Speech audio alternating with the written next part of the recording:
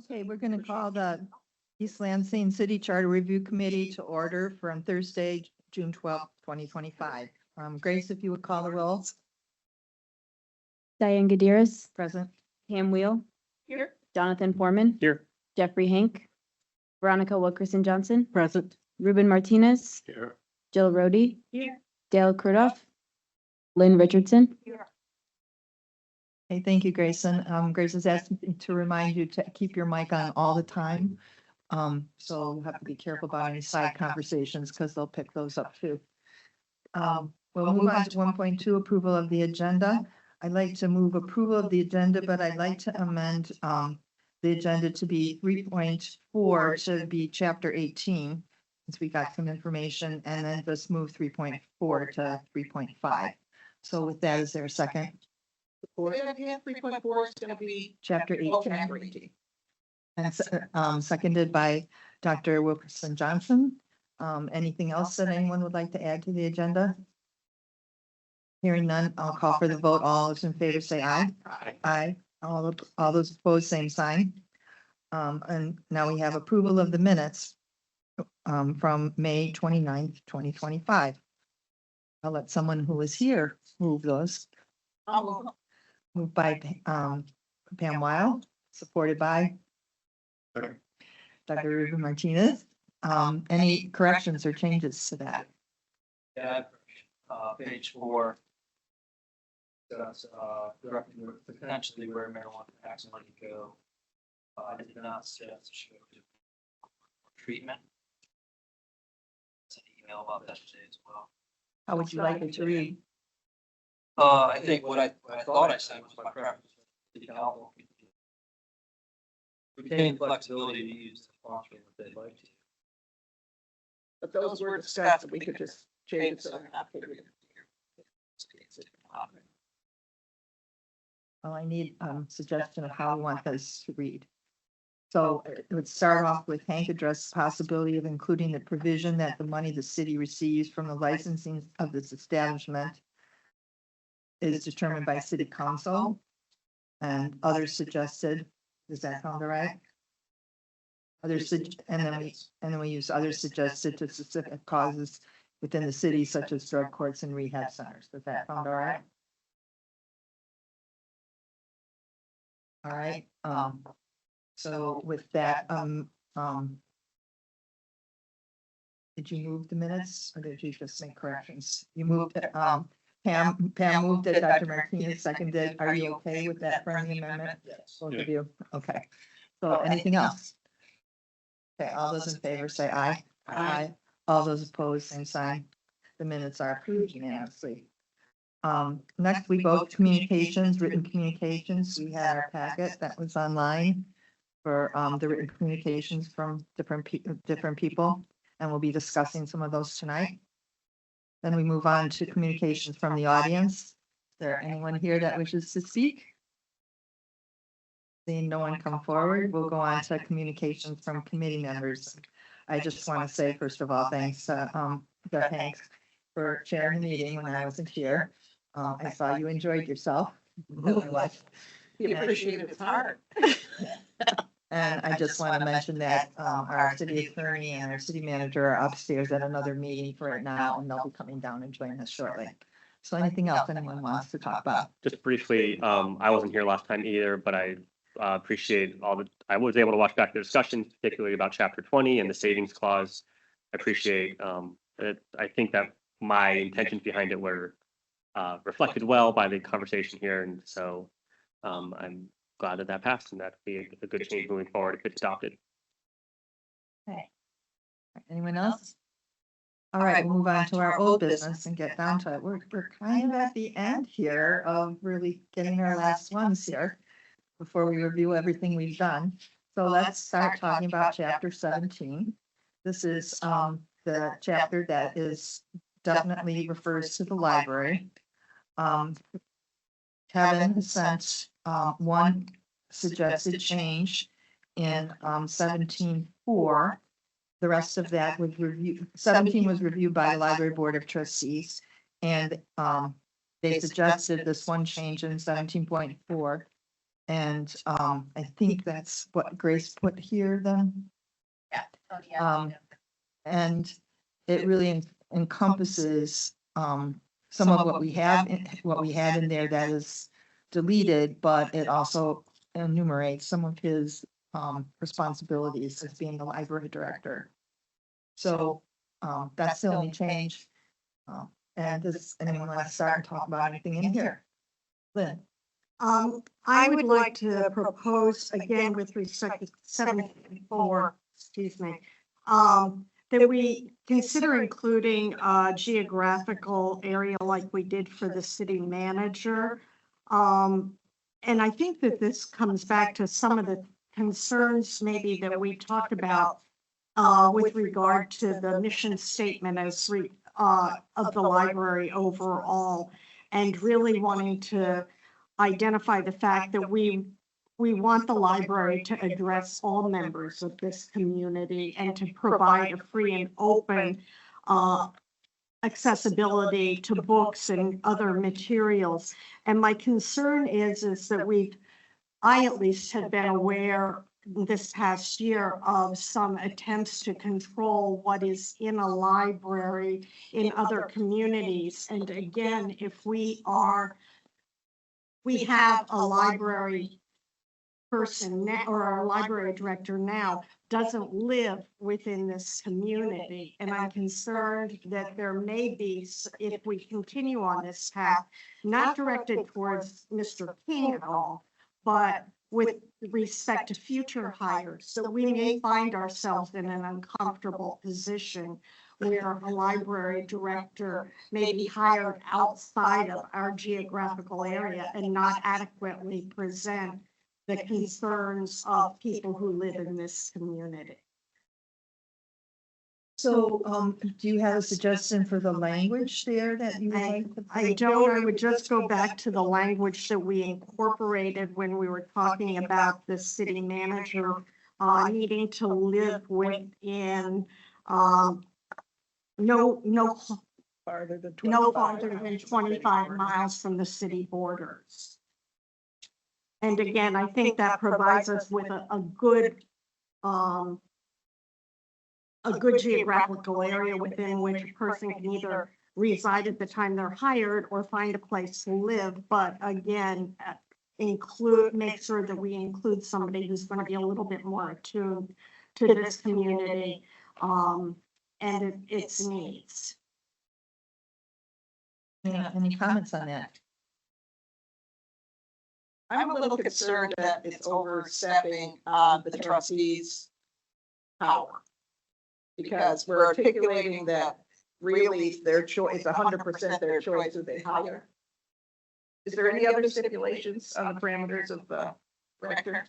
No, well, just what their role is in hiring and what their duties are, but I hear you. I mean, that's the only thing that I'm concerned with is there's a, when we say that the board has, or the board of trustees really has the discretion to hire this person, but I do think that the extent to which the city is contributing to funding and maintains the building in which the library is there, that I don't know that it's really asking a lot that they be sensitive to the fact that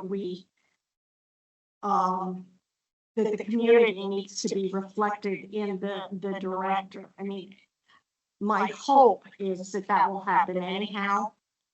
But my concern is that I look at, I can't remember the name of the community, of course, now in southwestern Michigan, where they've had this conflict directly, where there's been an attempt to actually close down the library. I don't think that person would necessarily be a good fit for this community. Looking at it from what I've read. So that's the only thing I'm doing is trying to do something that would give them a lot of, the board of trustees, a lot of discretion, but also sort of protect the diversity that we value in this community. Question, are trustees required to be residents of the city? Yes. Yes. I trust them to make the right decision. I will say that during the interview process, the candidates, this candidate, the person that's in the position now, did express that he is planning to move here. And, so that was something that was said. But he hasn't. I don't believe he has, but Well, I presume we'd have the same loopholes we have with the city manager. Right. With not Absolutely, existing. absolutely Definitely not. No. And let me be clear, however, I accept this amendment. I think 100% of staff should be required to live in the city, which also would require us either pay or have housing that's appropriate for our staff. So, yes, on one hand, on the other hand. Are there any stipulations, collective bargaining agreements on residency? not that I'm aware. of. There's no collective bargaining for the, well, there is, that's my other question, because that's comes later. Can we say he's, because we have a union within the staff, but none of our directors. What's happened in the past, and, I think I've said this before, is that when you write these contracts or they hire the city manager hires people, they can put in their contracts that at the director level, they have put things like, there's an incentive if you move, there's the moving expenses if you move into the city within a short period of time. And, or they may, assist with housing. I know that we did that with one of the contracts that we had put forward, that they would get some money towards housing if they purchased a home. And it was exactly what Lynn is saying underneath is you want them to be part of the community, and the only time you really can encourage that is at the beginning and pass on that expectation. I will argue against that. I'm concerned that, I hear what you're saying, and I've got a real concern that boards don't hold their executives accountable like they need to. And the board should be insisting, if that was something particularly that was told in an interview, what's going on with that? Make it clear that they're concerned that that has happened. You know what I'm saying? Like, I'm hearing you, maybe the trustees, and maybe we have to step up because they're not stepping up, but they could be following up with that. Your boss is telling you, whatever does have meaning, even if. I just wanted to mention, I agree with you, and the board could be following up with that as we speak. And we also don't know the time limit that they gave him, or do we? They didn't give him a time limit. He volunteered that he was planning, he was looking forward to Yeah. moving. And I sat and listened to the interviews, and he generally said that he was excited about coming here, and because that's where he used to live and stuff. And so I thought he lived here. I didn't. He might be still preparing to do that, maybe he is having to sell a home and, it might be a time element for him. I think, oh, I'm sorry. Yeah, I'm just saying, I agree. I think Mr. Higgs mentioned that maybe we should leave it to the board to make those kinds of decisions. And I agree with that because it's so internal that we won't know all the elements of how it's going either way. I think we're getting kind of bogged down in the specific and not looking at the general picture here, which is whether we think what Lynn is proposing is a worthwhile idea worth pursuing, not about this director, but about any director. I think there are pros and cons, but I think that that's the thing we should be thinking about here as opposed to anything related, just like when we're talking about the manager, we weren't talking specifically about Robert. We can't be talking specifically. We were talking specifically about Robert because we were giving him an out. So just like we are not talking specifically about this city man or this library director. No, But in the same way, we were only doing that because we're being gracious. I mean, we could say you move. Right. My point being, I think we need to be making a general policy decision, not a decision about any specific person. Right. Why don't we do this for every city appointed Or director. Every office.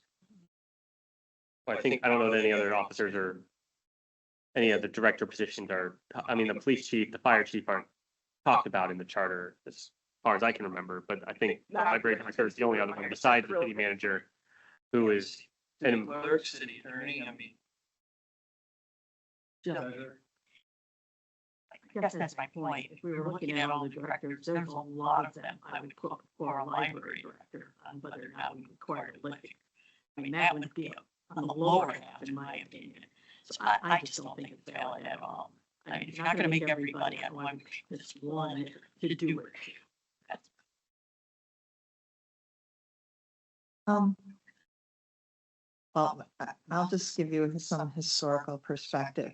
Some city managers that have been here would not hire someone unless they lived within the general area. It wasn't necessarily in the city of East Lansing, but I know that two city managers looked at that very closely.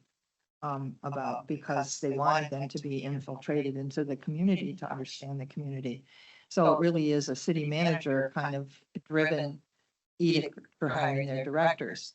I think for me, it's a little different, and it's interesting that you brought it up because I hadn't thought about it, but as a person that was a trustee for 5 years and then sitting as a liaison for 9 years on the library board and watching things, those 5 people have a lot of power and they don't necessarily understand that, even though you explain it to them at the beginning, you don't realize how much control they have because the library is a separate entity from the city.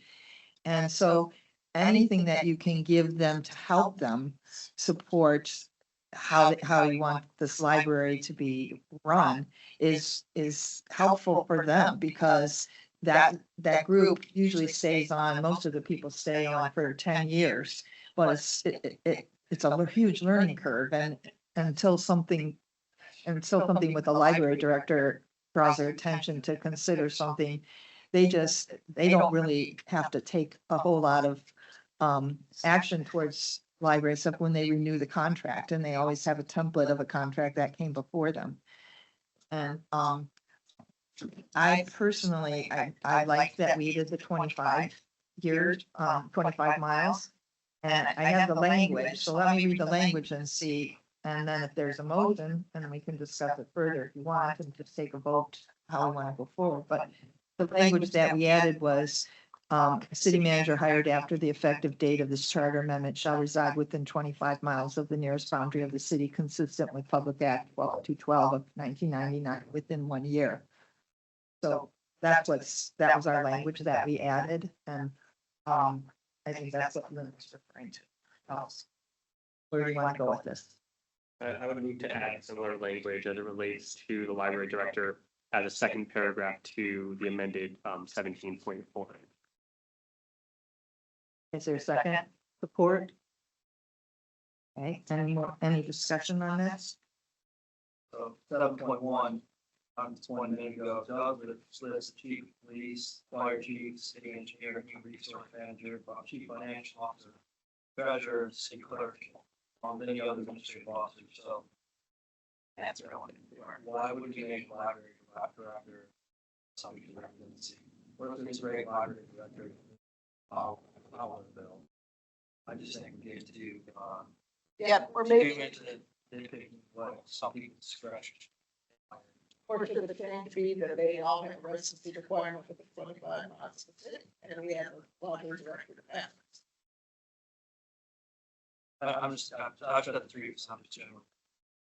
No, I know, and I'm generally supportive of it, but as you point that out, and making the point that we have other directors that aren't required to be residents, why single out this role? Why not, if we support it for this role, wouldn't we support it for all the directors? Well, there can always be a motion later on that paragraph if you wanted to do it, but right now we have the motion on the floor is for the second paragraph of 17.4 to be read. I'll read this again, with the language you're proposing, Jonathan. The library director hired after the effective date of this charter amendment shall reside within 25 miles of the nearest boundary of the city, consistent with Michigan Public Act 212 of 1999 within 1 year. And so one reason I could think of why this would be different than the others is because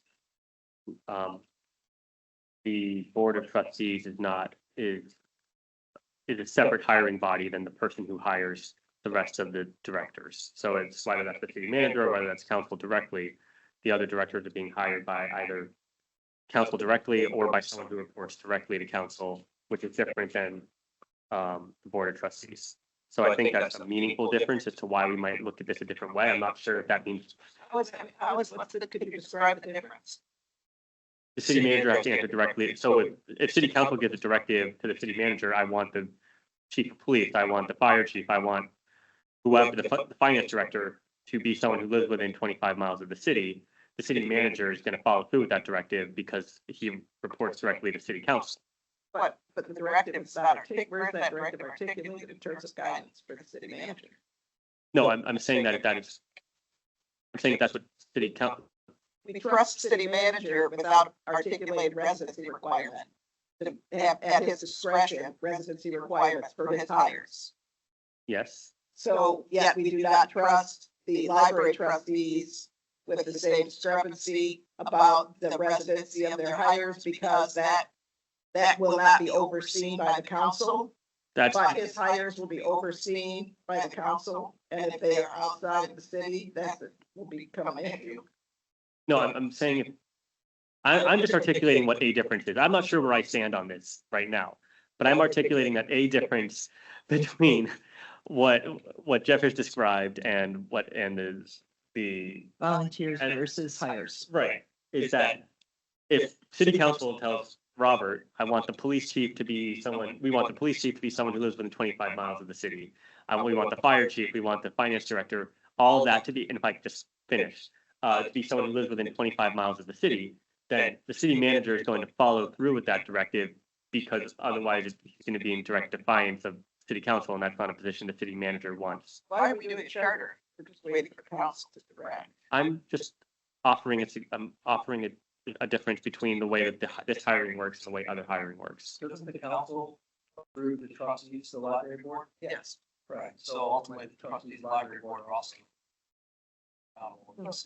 But because they're appointed, I don't know that they can be removed, quite like the city manager could. They can be removed easier than firing a city manager.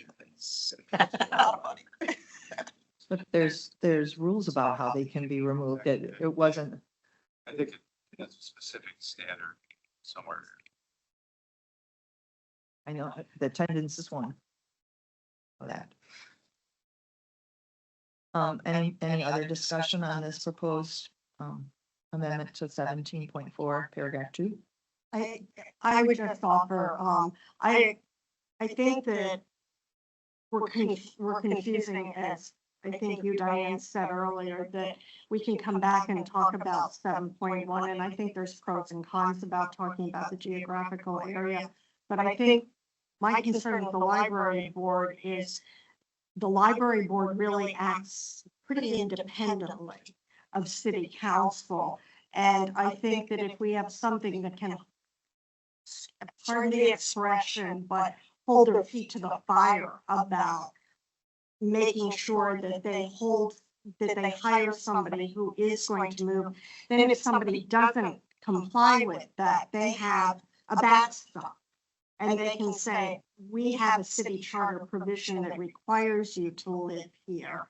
And that gives them, otherwise you are talking about a volunteer board filled with people who, change periodically, and they may not feel, they don't want to offend anybody. They don't want to do anything that's going to put them on the outs or anything. So I think that with respect at least to this, and I don't necessarily disagree with you about including it in 7.1, but I was simply looking at this as a way to say to the Board of Trustees, this is something we think is important because we need to have someone here that's going to be, again, actively involved in our community, understand that perhaps the unique requirements of living in a university community and with all of its diversity and good things and bad things about it. But with respect to the library, which we've all pretty much agreed want to have, hold a higher breadth of opinions, then to me it was really important to think about putting that in this particular subdivision. Martinez. I appreciate the intent of what you're saying. I'm just wondering if this person can actually be willing to, oppose censorship, which I think is what you're talking about, or the removal of books and so on, right? Correct. So I'm not sure that living 15 or 26 miles away is gonna make that difference, but I'm happy to hear your view. I guess my view is that having watched what has happened in this community in Southwest Michigan over this past year, where there has been an active conflict between I think it was the Board of Commissioners, in this case, County Board of Commissioners, and the library, which belongs to more, maybe located physically in one community, but others, that there is a real discrepancy there. Now, if we don't include a residency requirement, there's nothing to say that a person from a more conservative community doesn't come in and isn't hired because they're not fully disclosing what their predilections are. And that to hire them, if you require them to live within an area and they come and their whole purpose is to try and manipulate, in the worst scenario, all right, worst case scenario, that they're going to decide, oh, well, we can work remotely, but we're going to get hired, and they have their own agenda about what books can be kept or not be kept. If they're required to move that and participate in the community, the hope would be that then they have a better idea as to who the citizens of East Lansing are, because they have more exposure in the worst, but then they've also made a financial commitment to come. And we can alleviate that, as Diane suggests, by some contractual provisions that provide incentives or provide coverage or help cover some of their moving costs. But I guess I'm seeing some things happening in our state and in our country that make me concerned. And I want to mitigate that. Thank you. Yeah. As much as we possibly can. I don't see it happening here right now, but if we're rewriting a charter, I'd like to have the opportunity to sort of forestall any future effects. I super respect that argument and discussion, and I think what we're also really talking about is the trustees must rise to the occasion. Right. So boards and commissions, I can't tell you how many I've been on and how ineffectual they've been and unwilling to rock the boat. And this, that's what calls for the trustees fire yourself or, making a deeper effort. But yes, it's a safety measure. I definitely hear what you're saying. Everyone, first of all, I apologize for being tardy. Robert and I were at a historic district commission meeting. There was a question referencing the removal of the board, members of the board of directors of the library pursuant to Act 164. Quote, the mayor may, by and with consent of the city council, remove any member for misconduct or neglect of duty. End quote. So I was waiting for the conversation to move in this direction, and that is, I see that Kevin suggested we remove the sentence, the library director serves at the discretion of the board of trustees. I don't know why that is suggested, but I would like it back in there. Do I have any? So, Let's cross out. no, I think, look at the very beginning, I sort of thought that too. The board, he put that as the first sentence, that the board shall also hire a library director. It doesn't say serve at the discretion. Yeah, that's the point. That's Okay, my point.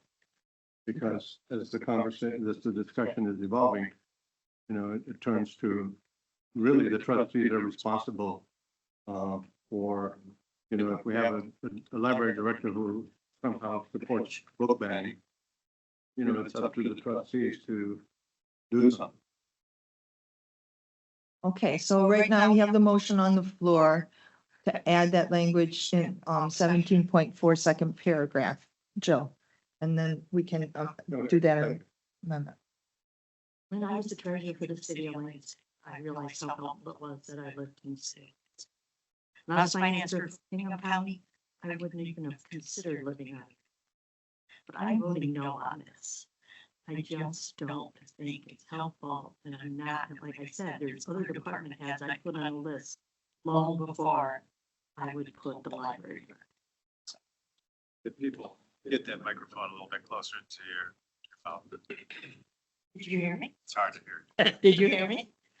I heard that you were gonna vote no. That was what I heard. Wait a minute. Our city attorney just asked if this was being recorded, and it is. She puts it on the mic, so. Okay. Before we start. Making sure. All right, any other discussion on this amendment? All right, I'll call for the vote. All those in favor of adding this signify by saying aye. Aye. Aye. All those opposed, same sign? No. I have to say.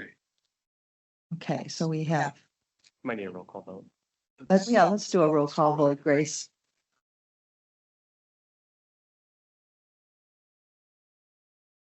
My list. Diane Gadiris, Yes.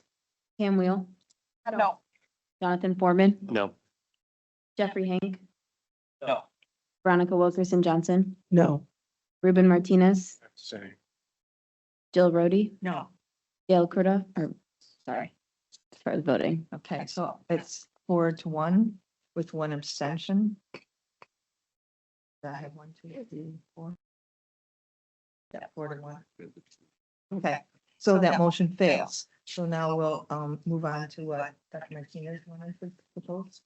Yeah, I think that we get that sentence that was proposed to be deleted, the library director serves at the discretion board of trustees, be included back in the paragraph. Is there a second? I would second that. Okay, moved by Dr. Martinez, supported by Mr. Foreman, that we add in the library director serves at the discretion of the board of trustees into 17.4, the last sentence. Discussion. Can I just ask a clarification question? Are we working off the resolution that was in the packet or No. or what was handed to us in paper when we got here? No, we're getting the one that we got here, because I made notes on the other. Yeah, the new, this is the current one, apparently, the library changed the hard copy.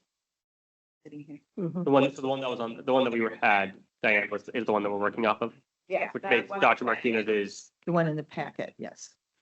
This is not the packet, I printed the one from the packet, and it does not include these changes. But the changes in the hard copy that we got handed. Yeah, so the one that was provided at your seat has amendments as proposed by the library director that are it's really hard to tell the That was different not in color, the. but it's a very slightly different color. And so he did make the changes that were referenced by Dr. Martinez in 17.4, and it does remove the final two sentences.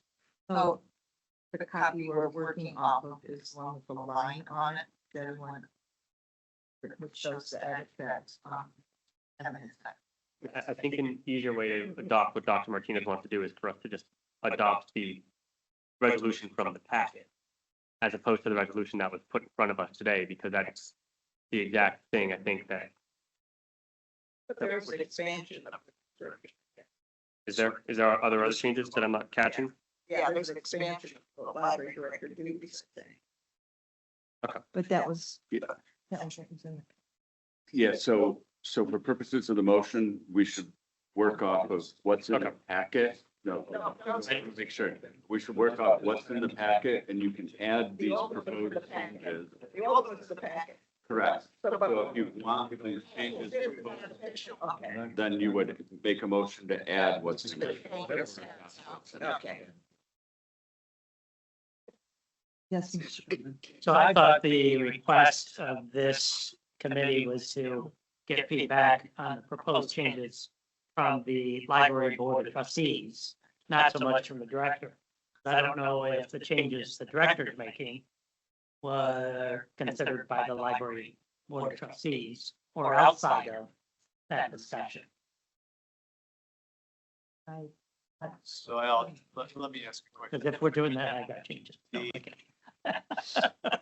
Look at this language regarding the library director and the powers and duties of the board. And if you think of, as I think Can you Jonathan. pull that microphone a was little? trying to point Could out, you pull the microphone a little closer? Because I can't. It's as loud as it goes. I think what Jonathan was trying to point out is that this is sort of like a mini city council and a mini city manager. That's a difference from any of the board commission or the board, the directors of any of our departments. And so if you look at 7.2, the language regarding the hiring of the city manager, you could look at that language and change it a little bit to be more appropriate for the library board.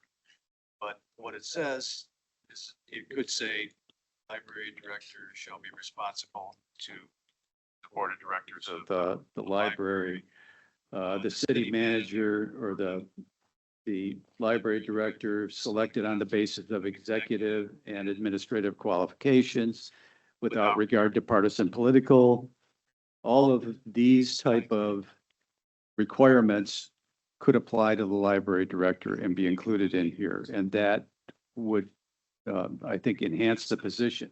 It also provides, when you go to the city manager's responsibilities, because it's unclear from the language that was provided as to just what power the library director has, other than it says something about the employees will be answerable to him or her. And if you look at 7.3I, the city manager is the personnel director of the city. And so all of the employees then clearly run through the city manager. And that's the system that we created. And it sounds like that's what you would like to see at the library. That's how it's been functioning, I think. And it can be made clearer by just appropriating some of this other language and sticking it in here. I don't think you're limited to what the library board or the library director wants to have you have in here, but that's a suggestion. I'm just that you take a further look at that, see if that provides more guidance in the future as to what the library director can do and what the board can do. Okay, so that would be looking back to our 7.12 that we had previously approved, 7.1 that we previously approved, which is what you're talking about, correct? The city manager's talking, not I think the idea of what is being required by the library director would be in 17, what now is, I think, 17.4. And then maybe a second paragraph in there that would talk about that person being the personnel director of the library, which clearly makes them the person who all the employees answer to.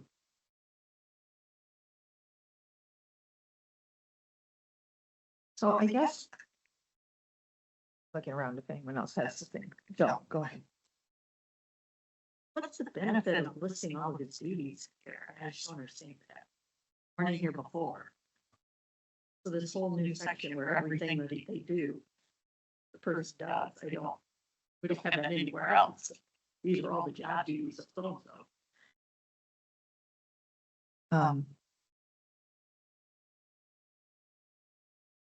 I don't know, and I will tell you the exchange that happened. First of all, these, he did write and said these are the additional revisions from the library trustees. And then at 10 this morning, he wrote an email that I saw at 3 saying that,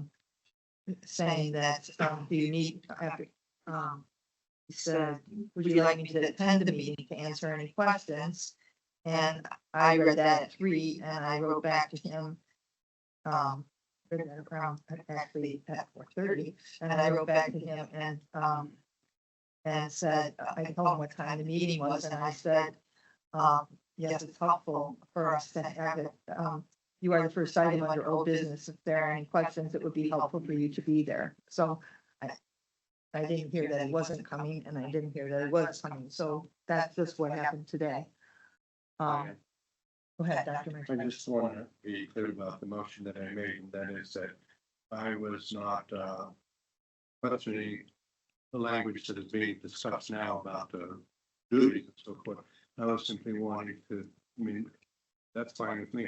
I was simply wanting the discretion of the trustee. Like, the way it would read if this was the way it went, you'd hire him and there's no way to get rid of him. So they're hired, but they can't terminate him, so you're right, something has to change. So going back to what our city attorney Tony said, we were working off the copy in the packet, not the one that the library director sent us with that cross off and stuff. So do you want to keep just the language that was in our packet, which says the board shall also hire a library director? The library director serves at the discretion of the board of trustees, and the employees of the library serve at the discretion of the library. That was there. You want to keep that language? And then we would amend, because that's what we have in front of us in our packet.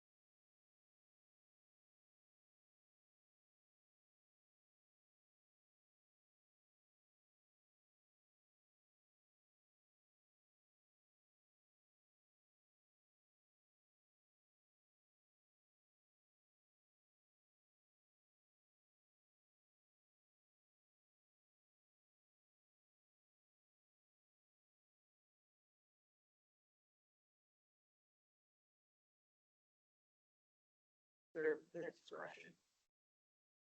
Yeah, I think, under PIRA, which sets out bargain workers' rights, that's always gonna raise claims to the extent he has discretion solely within the confines of the CBA, so I don't.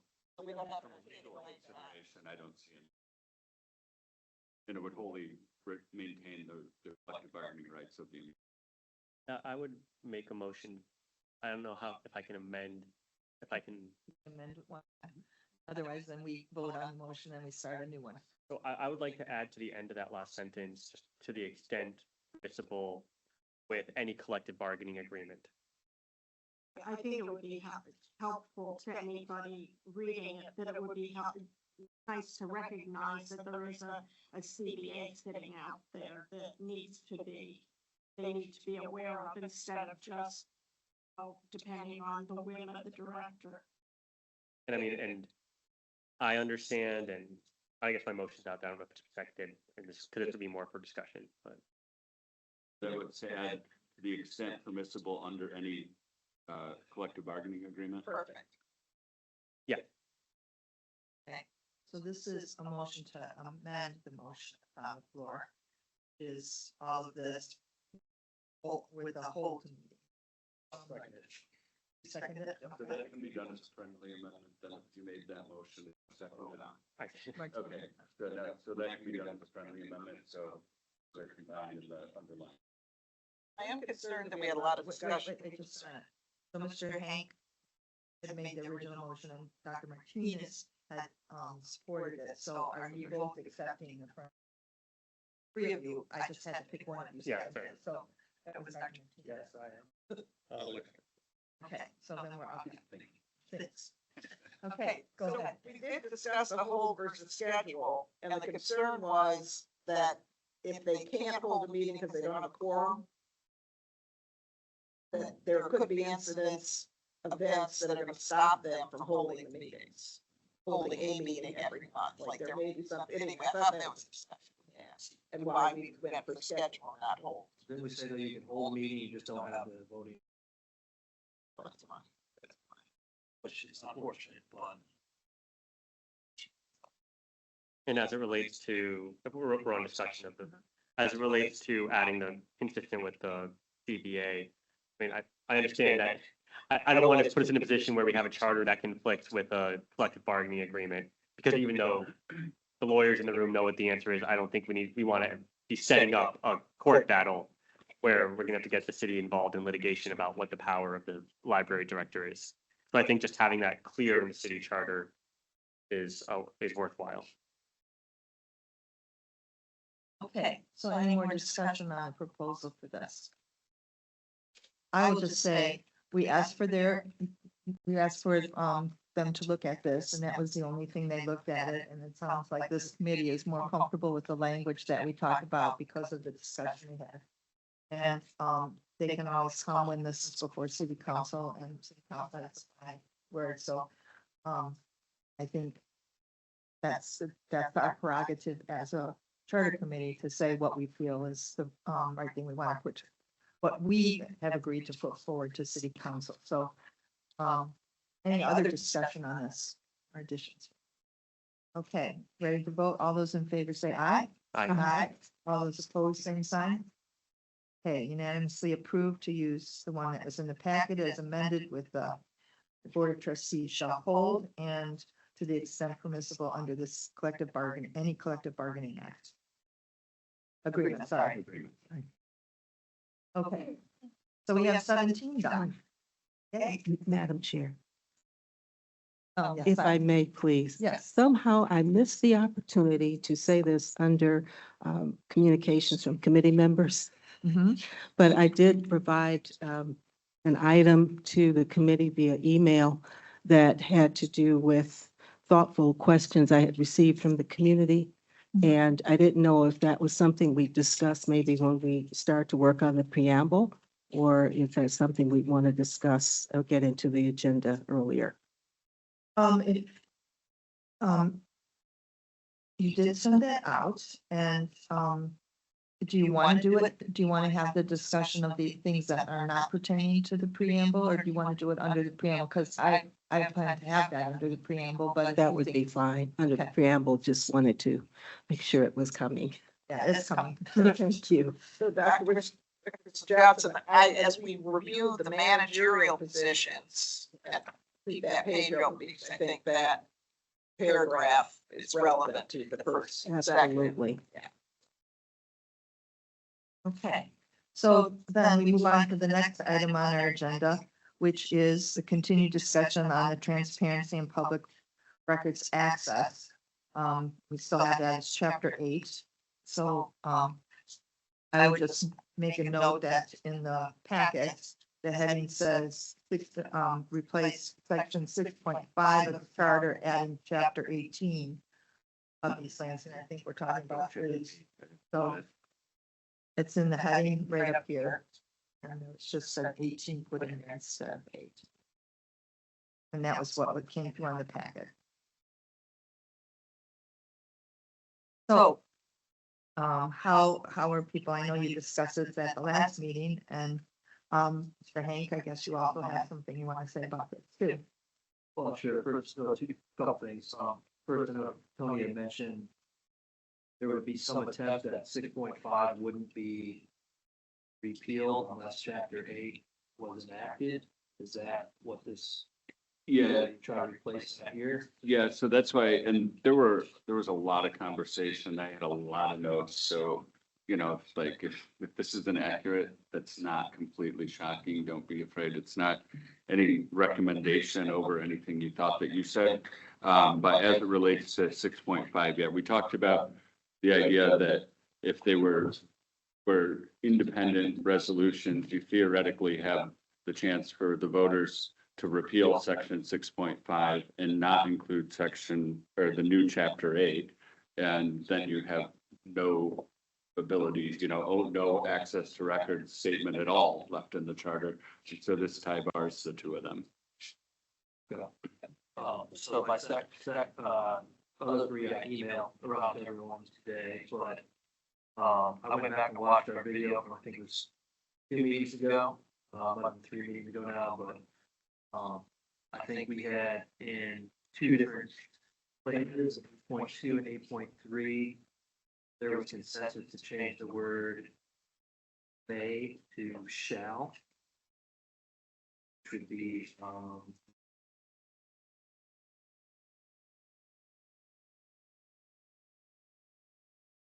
maybe you got that. He did. It is in there. Did, okay. Yeah, all right, Sounds that got fine. approved from over the past few days and we were going back and forth, I guess. Sorry, just copied and pasted the prior email there. And then we had talked about 8.3B, the impact stuff and language that was in one of our versions earlier. There was general consensus to add that thing. Mr. Bellman said that's a known best practice. Mr. Bell said that's what generally is done with FIF already. I don't know if we're at the point yet to make a motion, or anything, but, I'd like to see that paragraph add to 8.3B. And that's all I really had. Well, and Jeff, before you do that, I had suggested that we add language to your proposed 8.3 that it shouldn't create that it wouldn't create a cause of action against the city, just to avoid any, it being used in just to avoid your language being used in any nefarious way to try to stall projects that were already approved or things like that, or that were already in progress. So I would be supportive of adding the language if we included that language that it wouldn't create a cause of action against the city. And that's the last sentence would be, and I saw that some other places. That's an 8.4. So it would be, I would suggest adding the same language to the end. 8.3. Gotcha. So I thought about that, Jonathan, and it's kind of odd to me. I don't know why we would say that something needs to be done, but then there's no enforcement mechanism for it.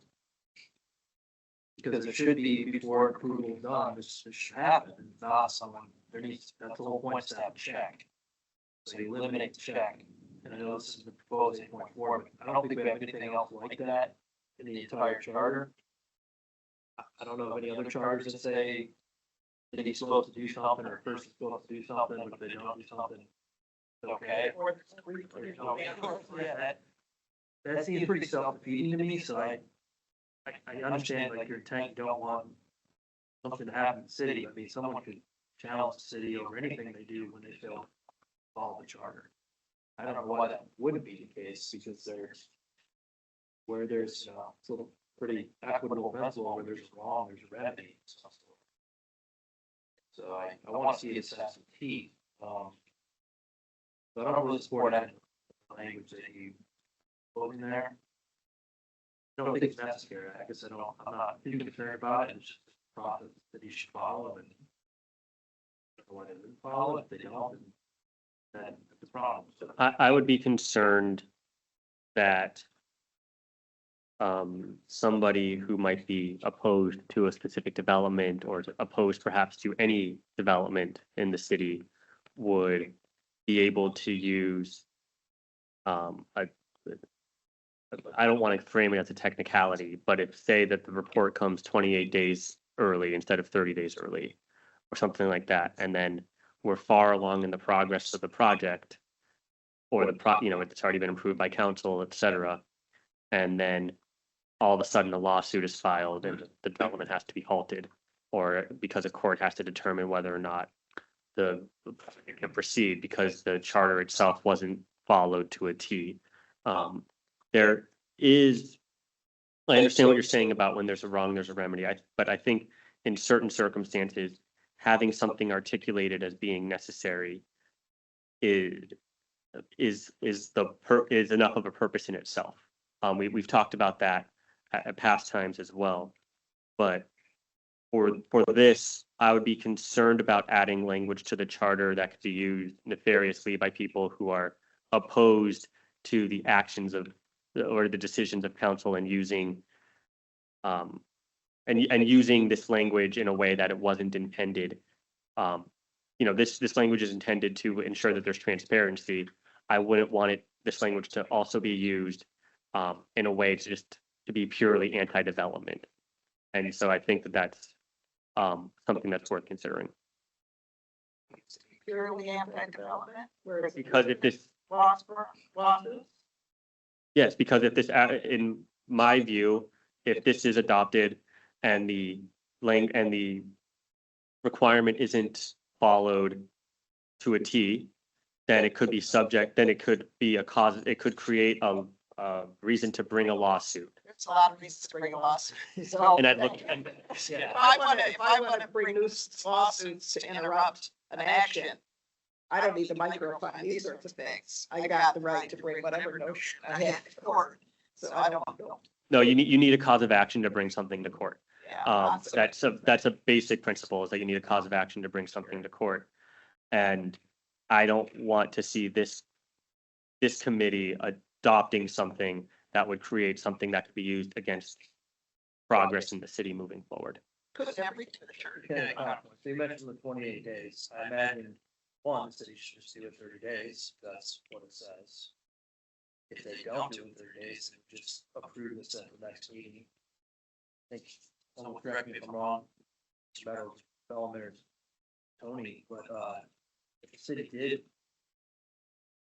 actually do something 2 days early, could they just then re-ratify a decision at the next meeting and Can I give another no example? harm? Well, I want to just get a clarification on that point, because that was one of the things you raised. But the city council wants to say approve something 28 days instead of 30. Someone objects to that. At the next city council meeting, could the city council then just ratify the decision 7 days later, 14 days later, reapprove the decision, make a new? I'm gonna answer that. Yes, they've done that many times. When they found that something has happened, then we put it back on the table and then they vote for the change. Let me provide another example or another couple examples. Language requires that the economic impact assessment must be a thorough review of the economic and social impact assessments of approvals. You could have a lawsuit saying that the review wasn't thorough enough, something that is subjective and something that would then have to be subject to litigation as to the thoroughness of the review in the economic impact assessment. So you could have, a plaintiff bring a lawsuit against the city saying, I don't think this was thorough enough.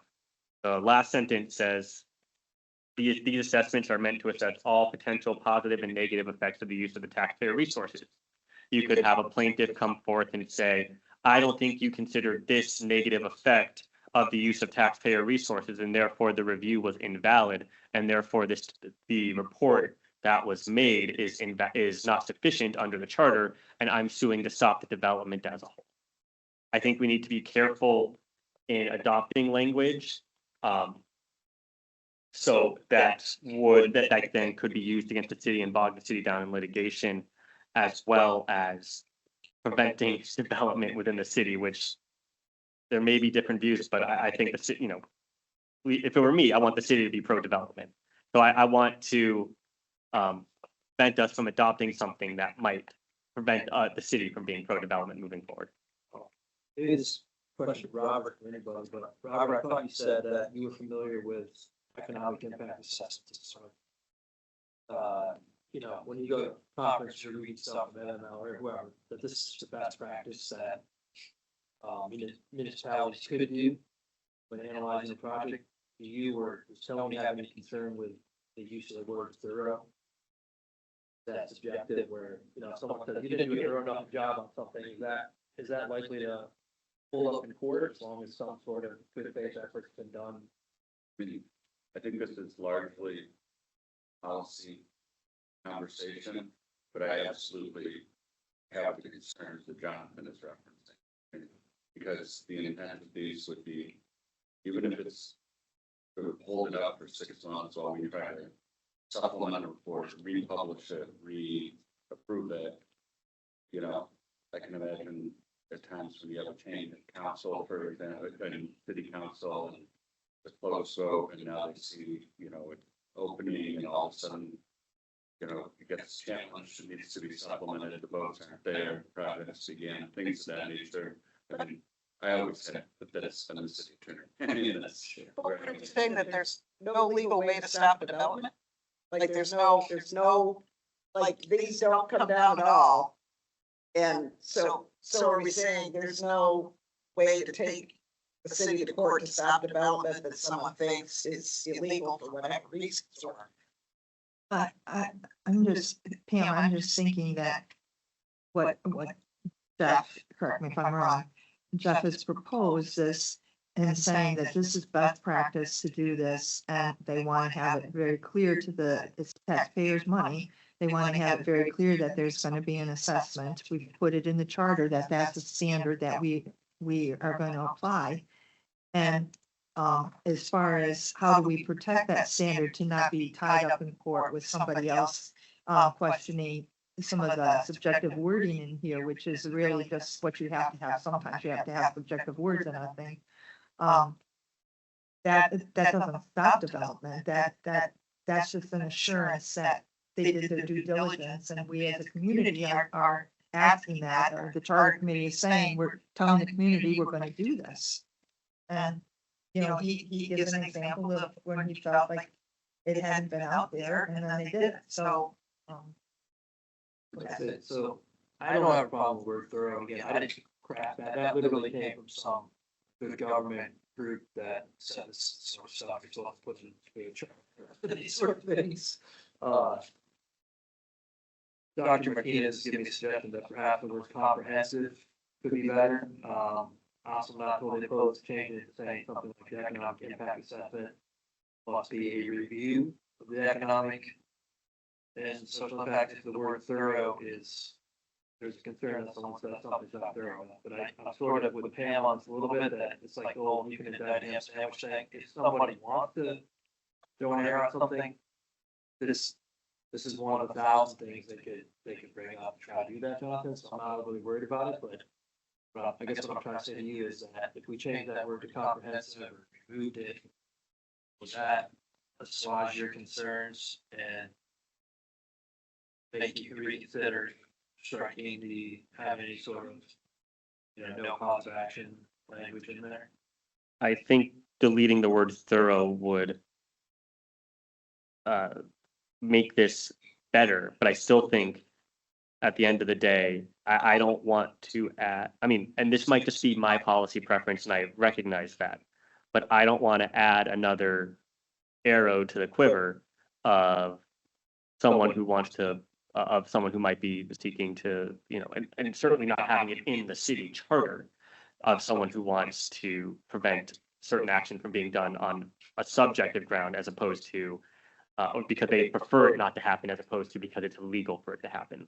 What if we get an institutional address of the council must acknowledge if this isn't met, or what kind of non-legal enforcement could there be to this requirement? Right, so if we keep it in-house inside the government to say council will be notified if this has not been, these requirements have not been met. Well, but the concern I have is that a citizen could have a different conclusion than council No, does. we're talking about, okay, so I'm trying to take it out of the courts. Your concern is that it'll be mired in a court proceeding and that it'll be manipulated. But what if we take the court, way to address it not being done? What's the way to address it not being, what if it's not done? What's the action? Now conceptually, that would be the city council would find who didn't do what and what's the consequence. If this doesn't happen, if they're not providing this information. I think would it be better to, if you're gonna put something in the charter, establish that council should adopt a policy that talks about this economic development incentive policy, and some of these terms to be in that policy as opposed to the charter. Because if you go to the GFOA website, they talk about Government Finance Officers Association website about developing best practices, developing an economic development incentive policy. So they're all about governments having policies that guide decision making. And in there, it talks about some of the elements, but it's not in the charter per se.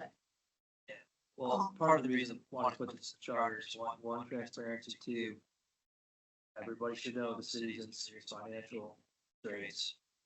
This is an attempt to make sure that future decisions financially fly back. And I think that's important for taxpayers, but just for the city in general. So I guess I've said what I want to say, so I think we should put this as is, but I'm willing to consider changing that to comprehensive or moving thorough or something to make it a little more palatable if other people feel the way Jonathan does. Okay, so Lynn and then Jill, and then maybe we should have a motion, be ready for a motion, then we'll have that. I'm just concerned that when we start talking with this in such detail, that we have a whole body of law in Michigan that addresses Michigan FOIA requests. And I understand our goal is to make things more transparent, but we don't want in trying to put in the charter a lot of these details. I'm concerned that we're going to start opening things up for more and more lawsuits against the city along the lines of what Jonathan's talking about. If we do things on a broader scope that's going to keep us out of court, and we look at some of the criteria that Mr. Bellman's talking about with the finance officers require or responsibilities and other things, I think that's a much better way of approaching it. I don't disagree that the economic things need to be, economic issues are important for the city to consider, and that information should be available to the public when projects are being discussed. But opening it up to the point where, you know, you're going to have somebody who's going to try and deliberately, or as Jonathan said, nefariously try and interrupt a project. We don't want to provide enough information, so we're going to discourage people from coming forward to apply for projects because all of a sudden their books are, they're going to be involved in a lawsuit. I think that it's a policy thing that should be considered by council, but I'm concerned that we're getting too far down in the weeds in this stuff. I would recommend something like within 30 days of any, and this is good, economic assessment will be provided to the community that will provide potential positive and negative effects of the project. And just make it more general, not list the specifics, require them to do it, don't tell them how to do it, but that we, within 30 days, would see a report. And who's the report to be by? Just Mhm. who gives the report? Whoever's giving the City report staff. out. Can I weigh in on one thing here, Yeah, which Dale. is just tax increment financing? All of this information is required to be accumulated and publicized before the council takes any action with regard to it. First of all, tax increment financing is going to go through DDA and then the Brownfield Authority, and then come to council for final approval. So all this stuff will be out there. And in terms of, I think this has some language that talks about the impact on the public finances.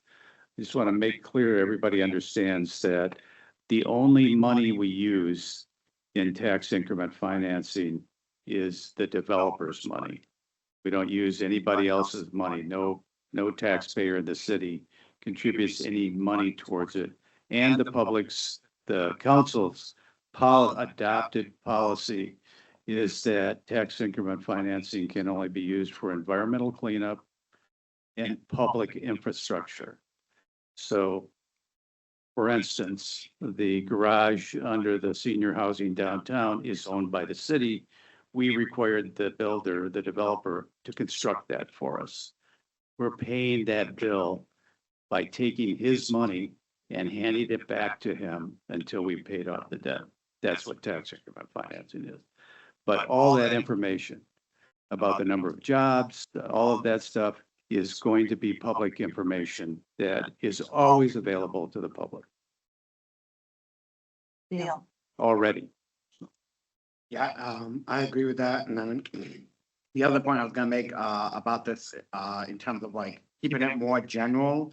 I was thinking about that from an economist or evaluator's perspective. This is like a lot of information and to like model out like each of these measures and everything that's included in here would be a lot of work for like every development or project that happens. I think Mark said, like most of this information is already public, so people can take that information then like do with it what they will. But if you miss something like traffic, they could sue, you didn't talk about the traffic impact. But that's the part about listing it so specifically, anything you might miss would be something open. That's the point you're making, right? That's the point he's making.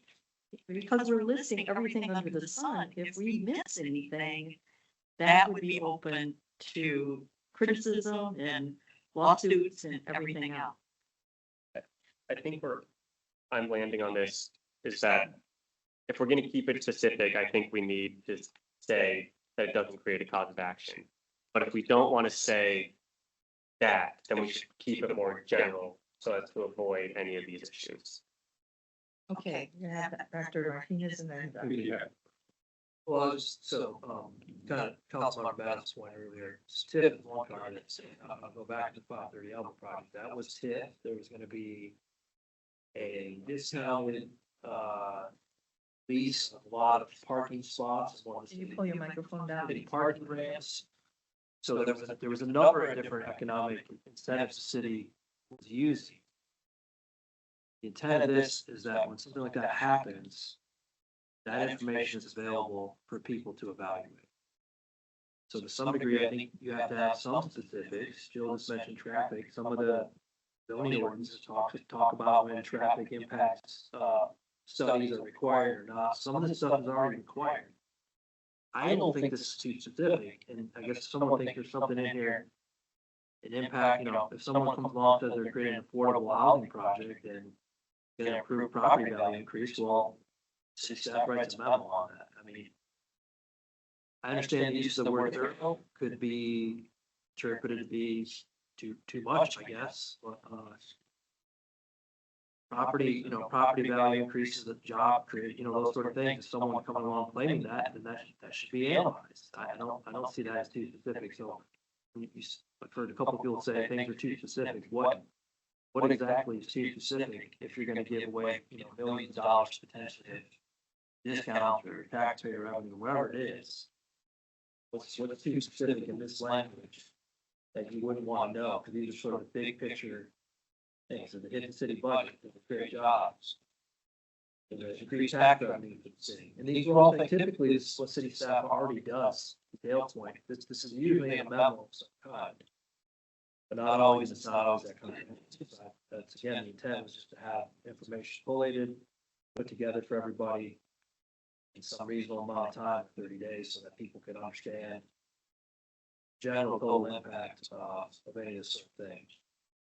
So, I'm open to changing some of this. When I hear some of the stuff about specifics or this or that, I don't. From this point, this particular thing should be taken out here. That's sort of an open question for anything. I'm gonna say document needs to stay on, and then someone needs to make a motion and we can work on finessing that if we want to do that. Thank you. I just want to get back to the suggestion by the city manager that we write it as requiring the council to do a policy. And I guess my question is, do we have such a policy now? And what does it say? I'm not aware of a policy that's on the books unless you are. With regard to what? Economic impacts and assessment. All I could say is that every time we have had one of these presented to us, well, I've been on council anyway, the economic impact of the project is part of the proposal that is required to be presented to council and is, I think, as I recall anyway, a requirement of state statute as part of the exercise of the statutorily allowed PILT or the tax increment financing. So the proposal guidelines require. Right, what you're saying. we get that information as part of the proposal, and generally speaking, our staff reviews what the developer is required by law to actually present to us, and then either confirms those numbers or disputes them, which has happened also. But that includes the economic impact, the projected increase in property value, the number of employees that may be related to a particular project. All of that stuff is presented to council and reviewed by council before they make a decision. And I don't know. include the packet, a public packet. A public back, well, it's all public. Right. it's Everything, included in that. everything we do with regard to development projects is a public matter. So somebody would have to dig through that packet to find It it. is, I confess that, I was just sitting here thinking of the documents that we reviewed with regard to, say, the senior housing project. And, it's probably a stack of paper this tall, 6 different versions of the development agreement. All that stuff is public, it's reviewed, and it's reviewed publicly, so. So what Dale's gonna be the last one, what I heard Dr. Martinez saying is, we could do like on our whiteboard direct us to make sure there's policy. Is that what you were suggesting? If we didn't do something in the charter, then we put it on the whiteboard to have, a follow-up to council. That is an option, but I wanted to get a sense of the substance of such policy or guidelines that are out there. Yeah, and I will say that with that particular project, maybe it's a good example, I don't know. But there is a document that we had that detailed all this stuff.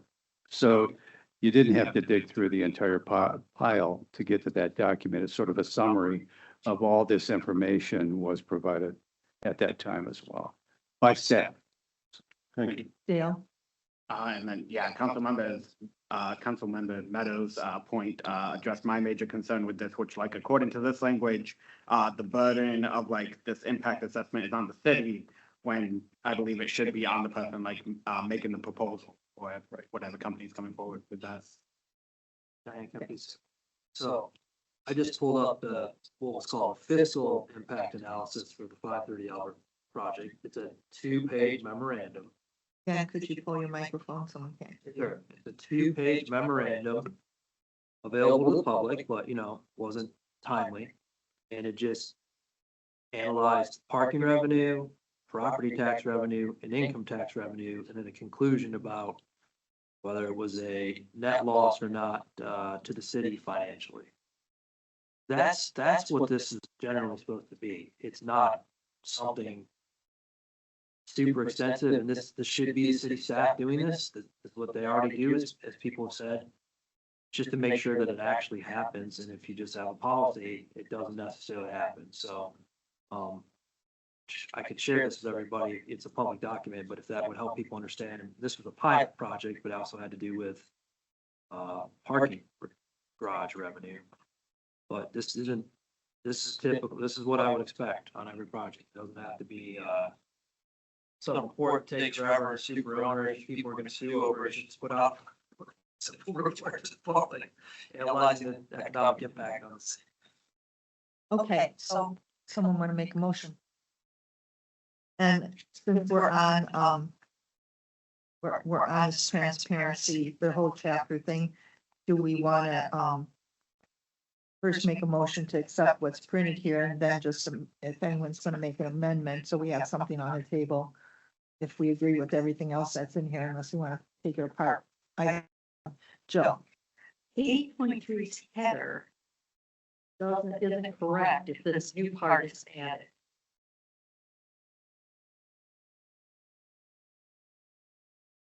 We're just talking about regular budget and No, I'll move to adopt the resolution in the packet regarding replacing section 6.5, the charter, adding chapter.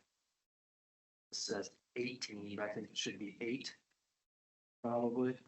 Yeah, we already said that. Okay. Okay, it's been moved by Mr. Hanks, supported by Dr. Martinez. Discussion. I've got a discussion about 8.4 and 8.5 in the model, if I'm looking at the right one, where we have FOIA fees, response time, other public records available under FOIA.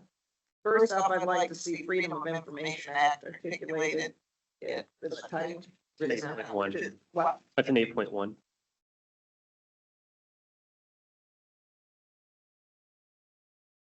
I'd like to see it articulated in the title of the area that's directly related to it. And I'd like to see them combined under a heading. I'm not sure. And so we've got the lowest possible cost, and then we kind of re-articulating that. So there seems to be some redundancy in the 8, 4, and 5. And I don't really understand why they're separated from So, the other and the rest, public records. okay, so Pam, I need you to propose an amendment to this. Okay, so Freedom of Information Act, fees and response time.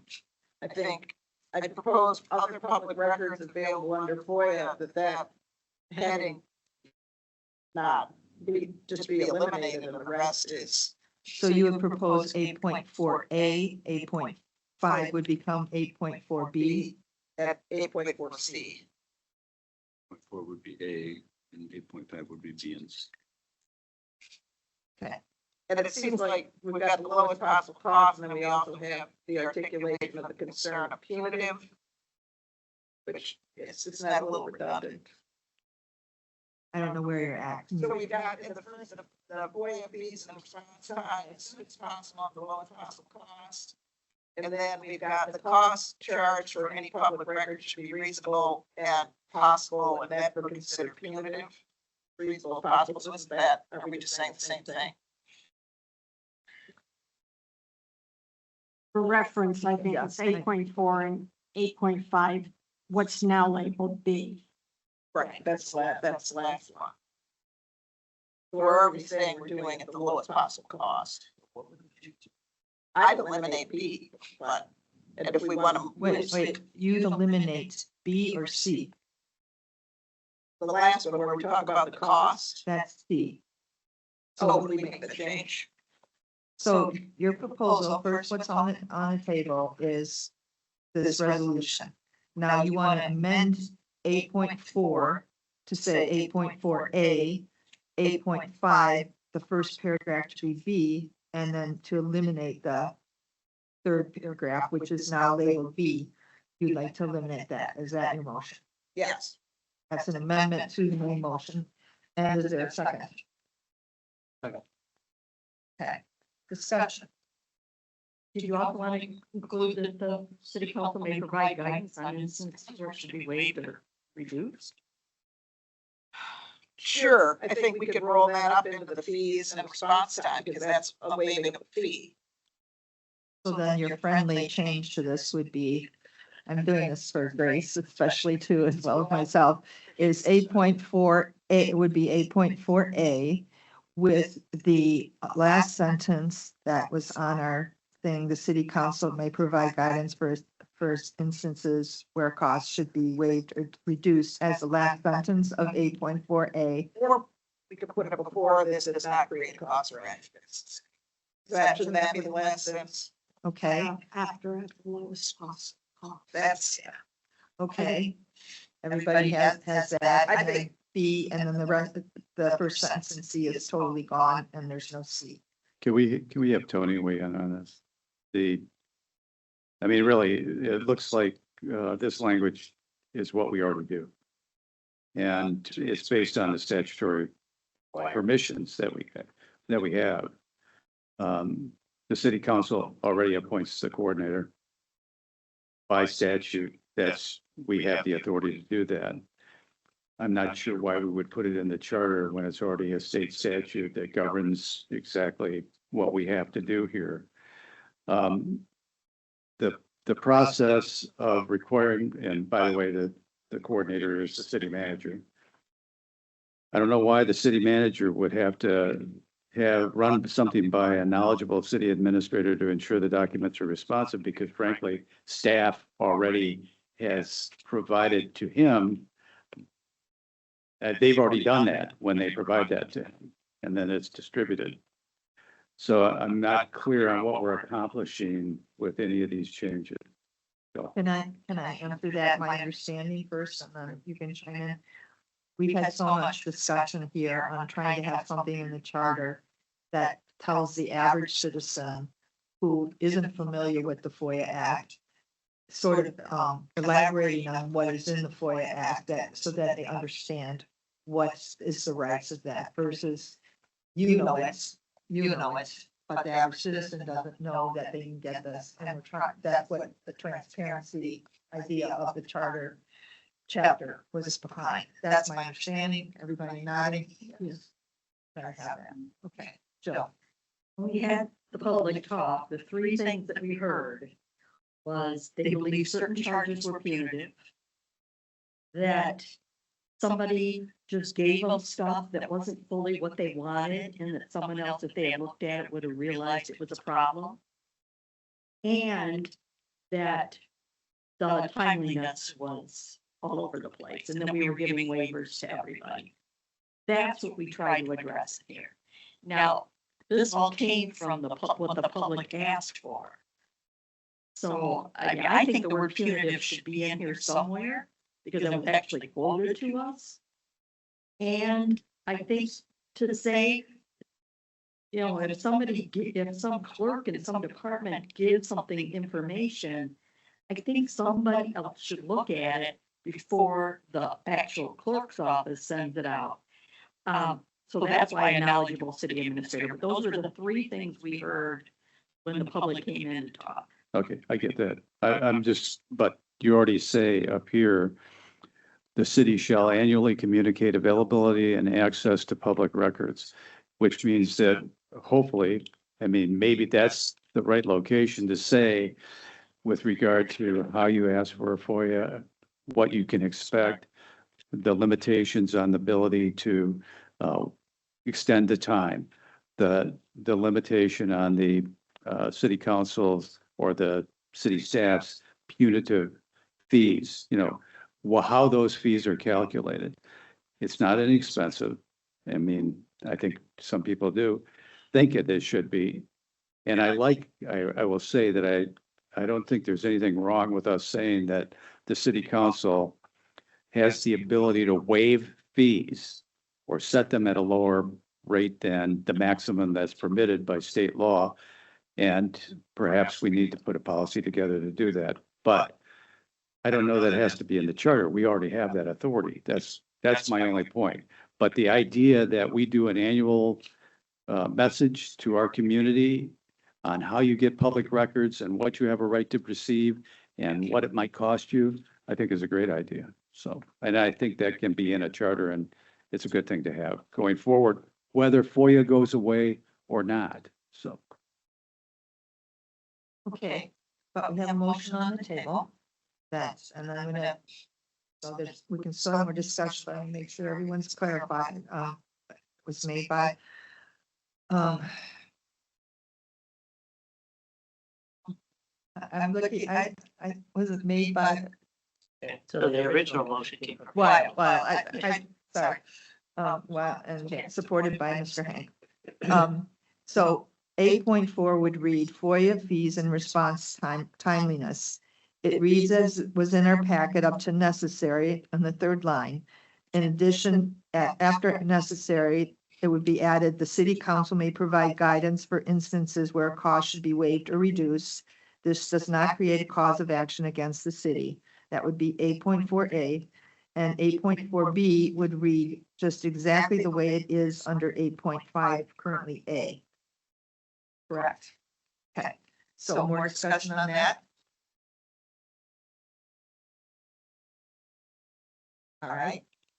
I'll call for the vote. All those in favor say aye. Aye. All those opposed, say sign. Okay, so we have 8.4 A and B. Are there any other things? I have a motion. I have a motion to amend the original link. Can I do that?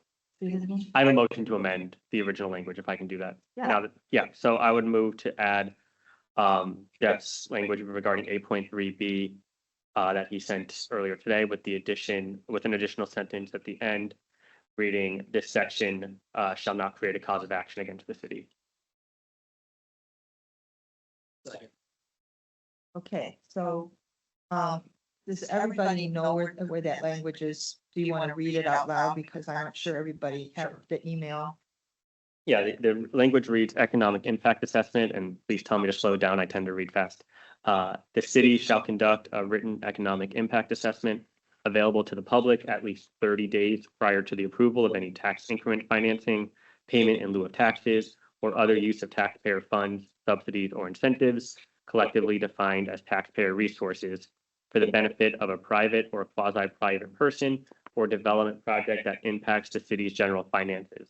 The economic impact assessment must be a thorough review of the economic and social impact assessment of such approvals to measure the effectiveness of the approvals when it comes to key metrics such as, but not necessarily limited to, the city's general finances, job creation, economic growth, property value increase, and community development. These assessments are meant to assess all potential positive and negative effects of the use of taxpayer resources and to evaluate if the use of taxpayer resources advances the economic interests of the city, residents, and taxpayers. This section shall not create a cause of action against the city. Okay, that was the motion by Mr. Foreman, support by Mr. Hanks. Discussion. So I was in the middle, sorry. I would just, it's awkward, I'm sorry, just read the city shall conduct a written economic assessment available to the public. Is it better to say the city shall make a written economic impact Or provide. assessment? Or provide a written, I mean, I'm stumbling over it, I'm sorry, I'm wordsmithing at this point, but it just. So would you like conduct there or? I think provide would be, Provide, if Jeff's okay with that. Sure. provide, so that's a friendly amendment. Okay. Or make available, one of those, but conduct isn't the right word to be used there, I think. So provide, Provide. everybody's, Provide, okay. Okay, now, Mr. So before John, I was working on chopping the language down, to try to remove some of the things that maybe he had mentioned were concerning, but politics is the art of compromise sometimes, so much as I do not like the fact of the call of action language, if that's the change, along with the word provide. I had one other word would be in the second sentence, starting with the economic impact assessment, instead of must, I think shall. Might be a better word. And I would be, otherwise okay with it.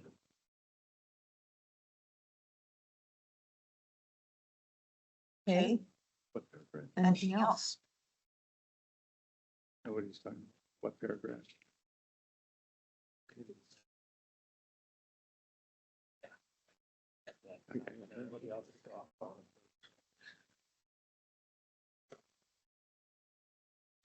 All right. So this is a motion to amend what we've already approved that has been amended, the amended main motion. Now we have a new, motion to amend the amended main motion to add 8.3, 8.3B. And then to make 8.3, the link already there, 8.3A. 8.3A, sorry. An economic impact assessment of PD. You can change the header to something more general. Do you want a different header on this? While we're, I think something like financial reports. so we I have think I- financial analysis is A and financial reports is B. Is that No, what I think you- just 8.3 can just read financial reports Financial reporting. or reporting, yeah. Can I just ask another question on this? And I'm sorry, and I'm not meaning to be obtuse, but when you say budget documents and financial reports, I don't see anywhere that those are defined in this at all, and I don't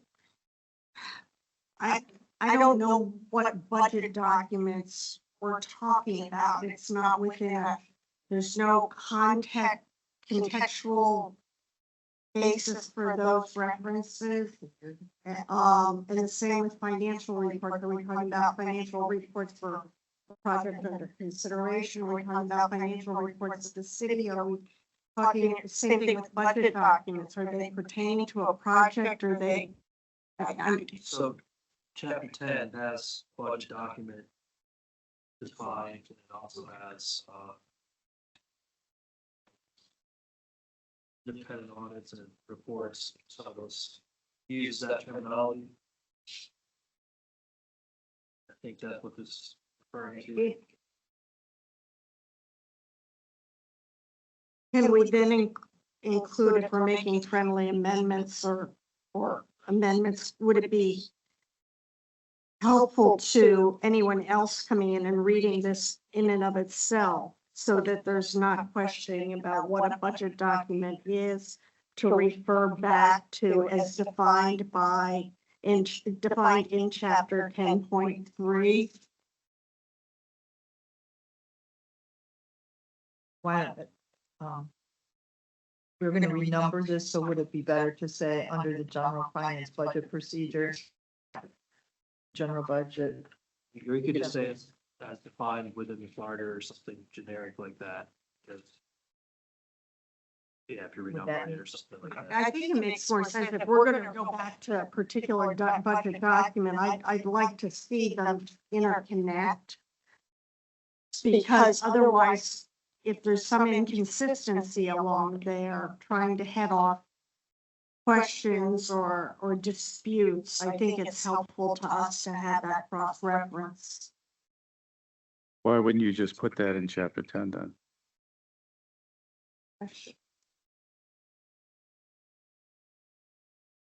I'll just say that as I read this language right now, chapter 10 is what I would think we would be required to provide our the information that we've used in developing this year's budget, the documents that were prepared by the city manager as part of that, our independent audit and annual report. Those are the type of things that are required by chapter 10. And that's how I would read this particular language. I don't think the language necessarily relates back to the title. Financial analysis on projects using public funds.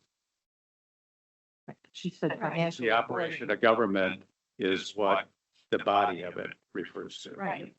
We were gonna change the financial report. Right. And the answer to your question is, we're trying to get those to where things are all in this chapter, not in all the individual chapters. That's part of the goal of this.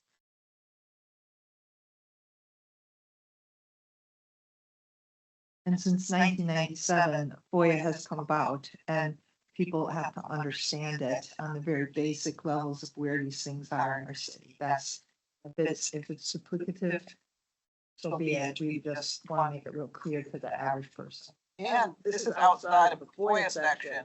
This is available without FOIA. Like, you do not have to make a FOIA request for this. So that's, we're making, that's why, that we're making clear. This stuff you want that's FOIA is down here, but this will be available without the need for a FOIA request. Okay, so now we have this amendment to the amended motion we've already approved by Mr. Foreman, supported by Mr. Hank. 8.3 would read financial reporting on projects using public funds. And then it would say budget documents as defined in general finance and budget procedure. And financial reports shall be available on the city's website at City Hall and the East Lansing Public Library as soon as they are completed.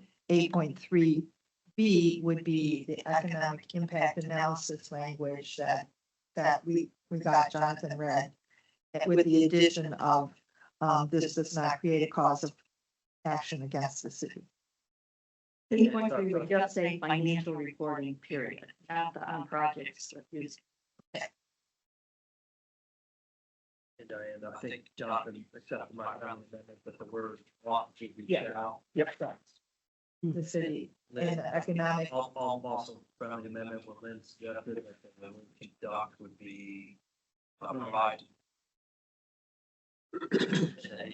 Yes. Okay. And that last sentence should be, this section shall not create a cause of action against the city. Section.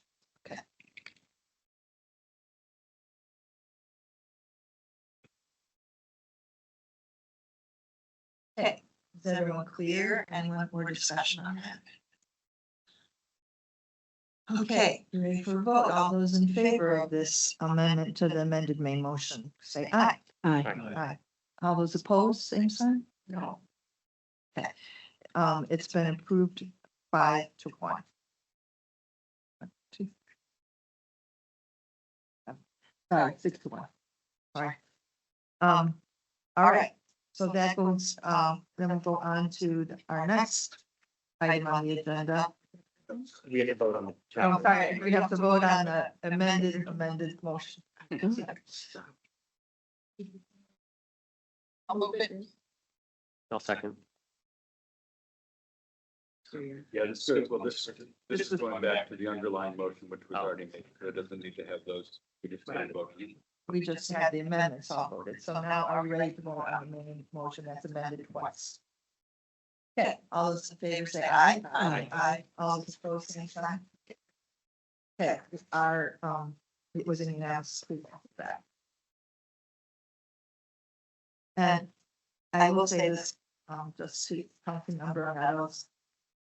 You get your crack at this. But we had our crack and this is what we decided. Oh, we've got another crack, so. On that veto pen, yeah. So does this mean we don't talk about transparency next week? For this meeting ever? I think that that's what that means. Okay, so the next item on our agenda is the continued discussion of a preamble. And I know we got an email in our packet from Veronica and she has some things and I'm gonna let you take the lead on this. Okay, well, before we go into the actual language of the preamble, I just wanted to mention that I was contacted by some of our wonderful constituents who talked about where and how we mention the other stewards of our city.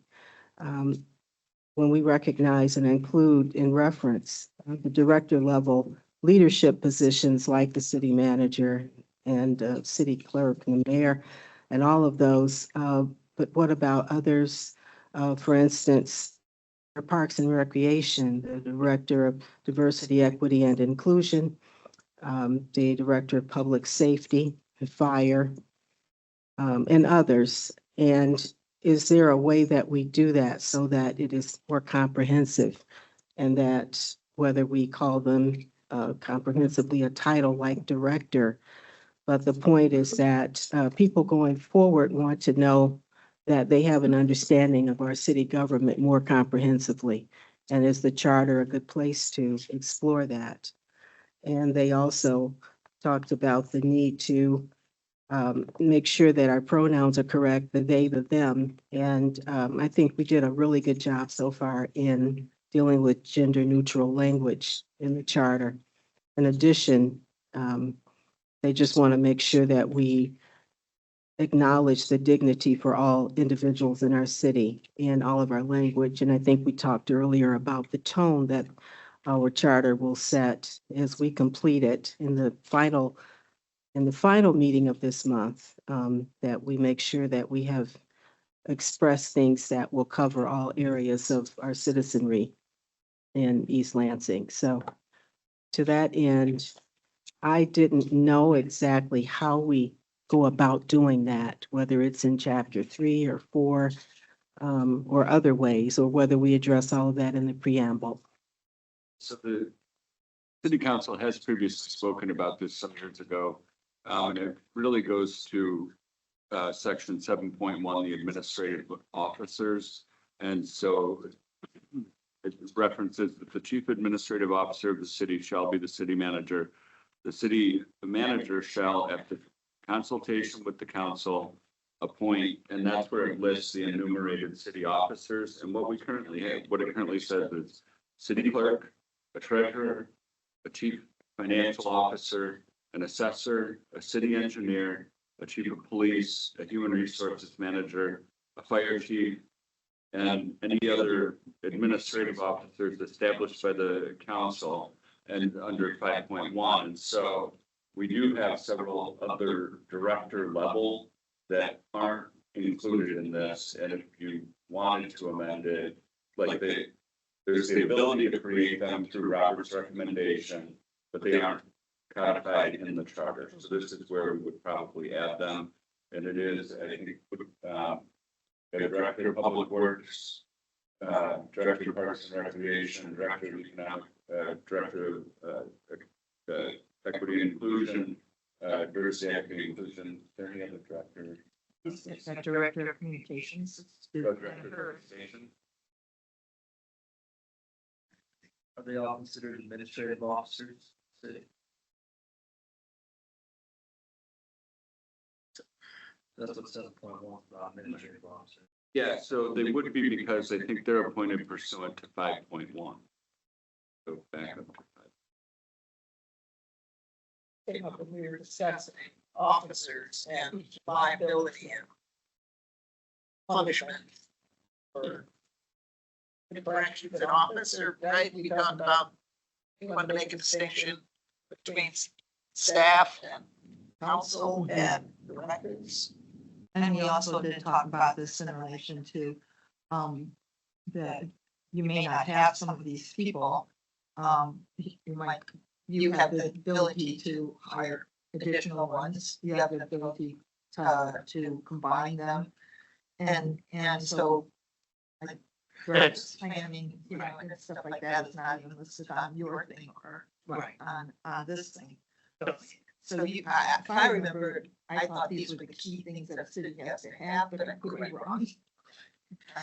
So when you look at the home rule city and what is required by state law, a treasurer, a clerk, finance director, you know, those are required. And I guess I understand the idea of calling out and recognizing everybody, but I think putting in the charter restricts reorganization and changes in a government based on its financial capacity or needs of the community. That was something that I remember that previous conversation, and I did reference that I know we were subject to a lot of litigation in Flint because our charter was created when the city was big. Hundreds of thousands of people more than it was, and hundreds of millions of dollars more than it was in the budget. But so we had a bunch of positions in the charter and departments that we had long ago gotten rid of, and we did have litigation trying to force us to fill those positions because they were referenced in the charter. Go ahead, John. Tony, if there was a year, does that would keep us from contracting it out? Like, could we contract out for an assessor? Or do we have to hire an assessor? We have contracted out. I mean, in my opinion, that's happened in a lot of other communities. It's my position that can be contracted out. They don't have to be a direct employee. But that's certainly a question that I think that people would challenge. I would never recommend that. I was just. Yeah. Well, we have done that. We've contracted out for building inspection services when we had a downturn in the budget. And that was back in the late 90s, early 2000s. So that's just an example. We've contracted out for other employment services. And I think you have an internal contract with the directors that the city manager. No, I don't have any contracts Oh, you didn't? because that would have to be approved by council. We don't do that. But I thought we did that at one No, time. no. But the point Jill brought up in contracting out, you know, when you look at an assessor and you have a certain level of taxable value, you have to have a level 4. Those are fewer and more difficult to find. So we may end up having to contract the assessor out because other communities are combining in order to hit that level 4 status, which again, the state is making much harder to achieve and fewer people are pursuing it. So wherever we can create flexibility that ebbs and flows with the changing times we're facing. I mean, quite frankly, until Ron Lacoste was named into the hat for director of Department of Public Works, I didn't have any engineers that wanted to work for the city of East Lansing. Because they're all working for private sector or working for the state of Michigan, you know, and getting paid probably 3 times what we could afford.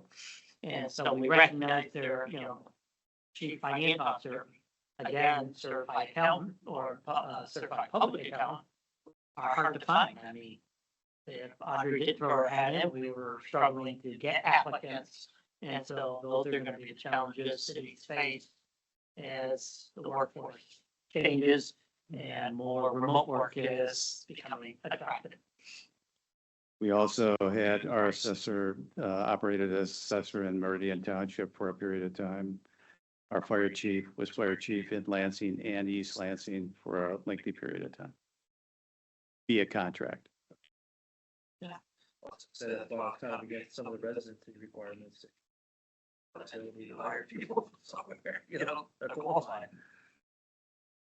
But I had a lot of bad experience with contractors, but what I think we're talking about here is we could contract it, but then part of that contract would be they have to represent us in litigation or, you know, under the city rules. We have to have an individual who we can name, however, they're being hired and paid.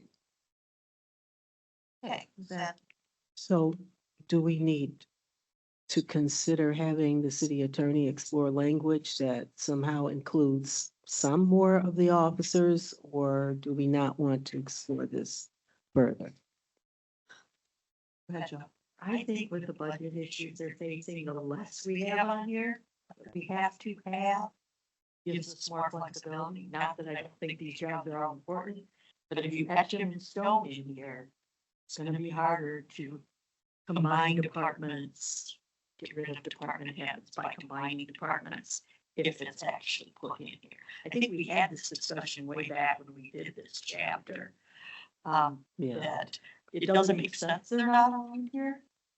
I'm just not sure That's it's what the the Newman time, members are mentioning. this is the time to add them all. Okay, anybody else? All right. Do you want to move on to your preamble proposal? So no Right. motion. Did you want to make a motion to do this? At least it'll be on the record. Okay. Okay, I move that we consider including all of the administrative officers that have been discussed here during this part of our agenda to the charter in section 7.1 and in some reference to 5.1.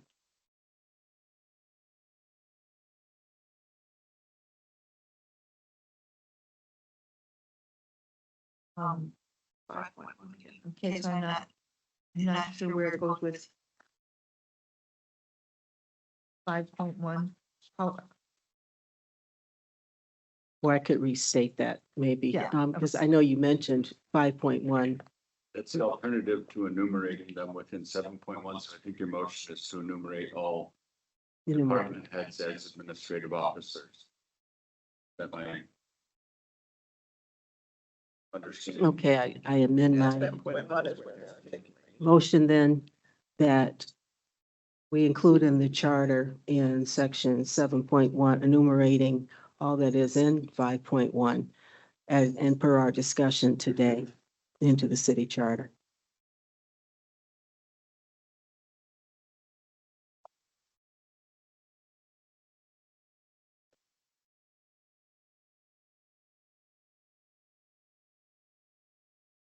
Well, I think it's the reference You that said 5.1. The subpoint. it's a new reference that specifically okay, add in the titles of all administrative officers that have been established under 5.1 in 7.1. The way that you can create them is we have an administrative officer for us. You can do it under the process 5.1, but then they're not set forth specifically in the charter. So I think Yes. the motion should just specifically title the title of each administrative officer. I want you to say the motion. So he's gonna put it in the minute. Yeah, I'm what not he writing it said. down here, so. So, as I understand it, the motion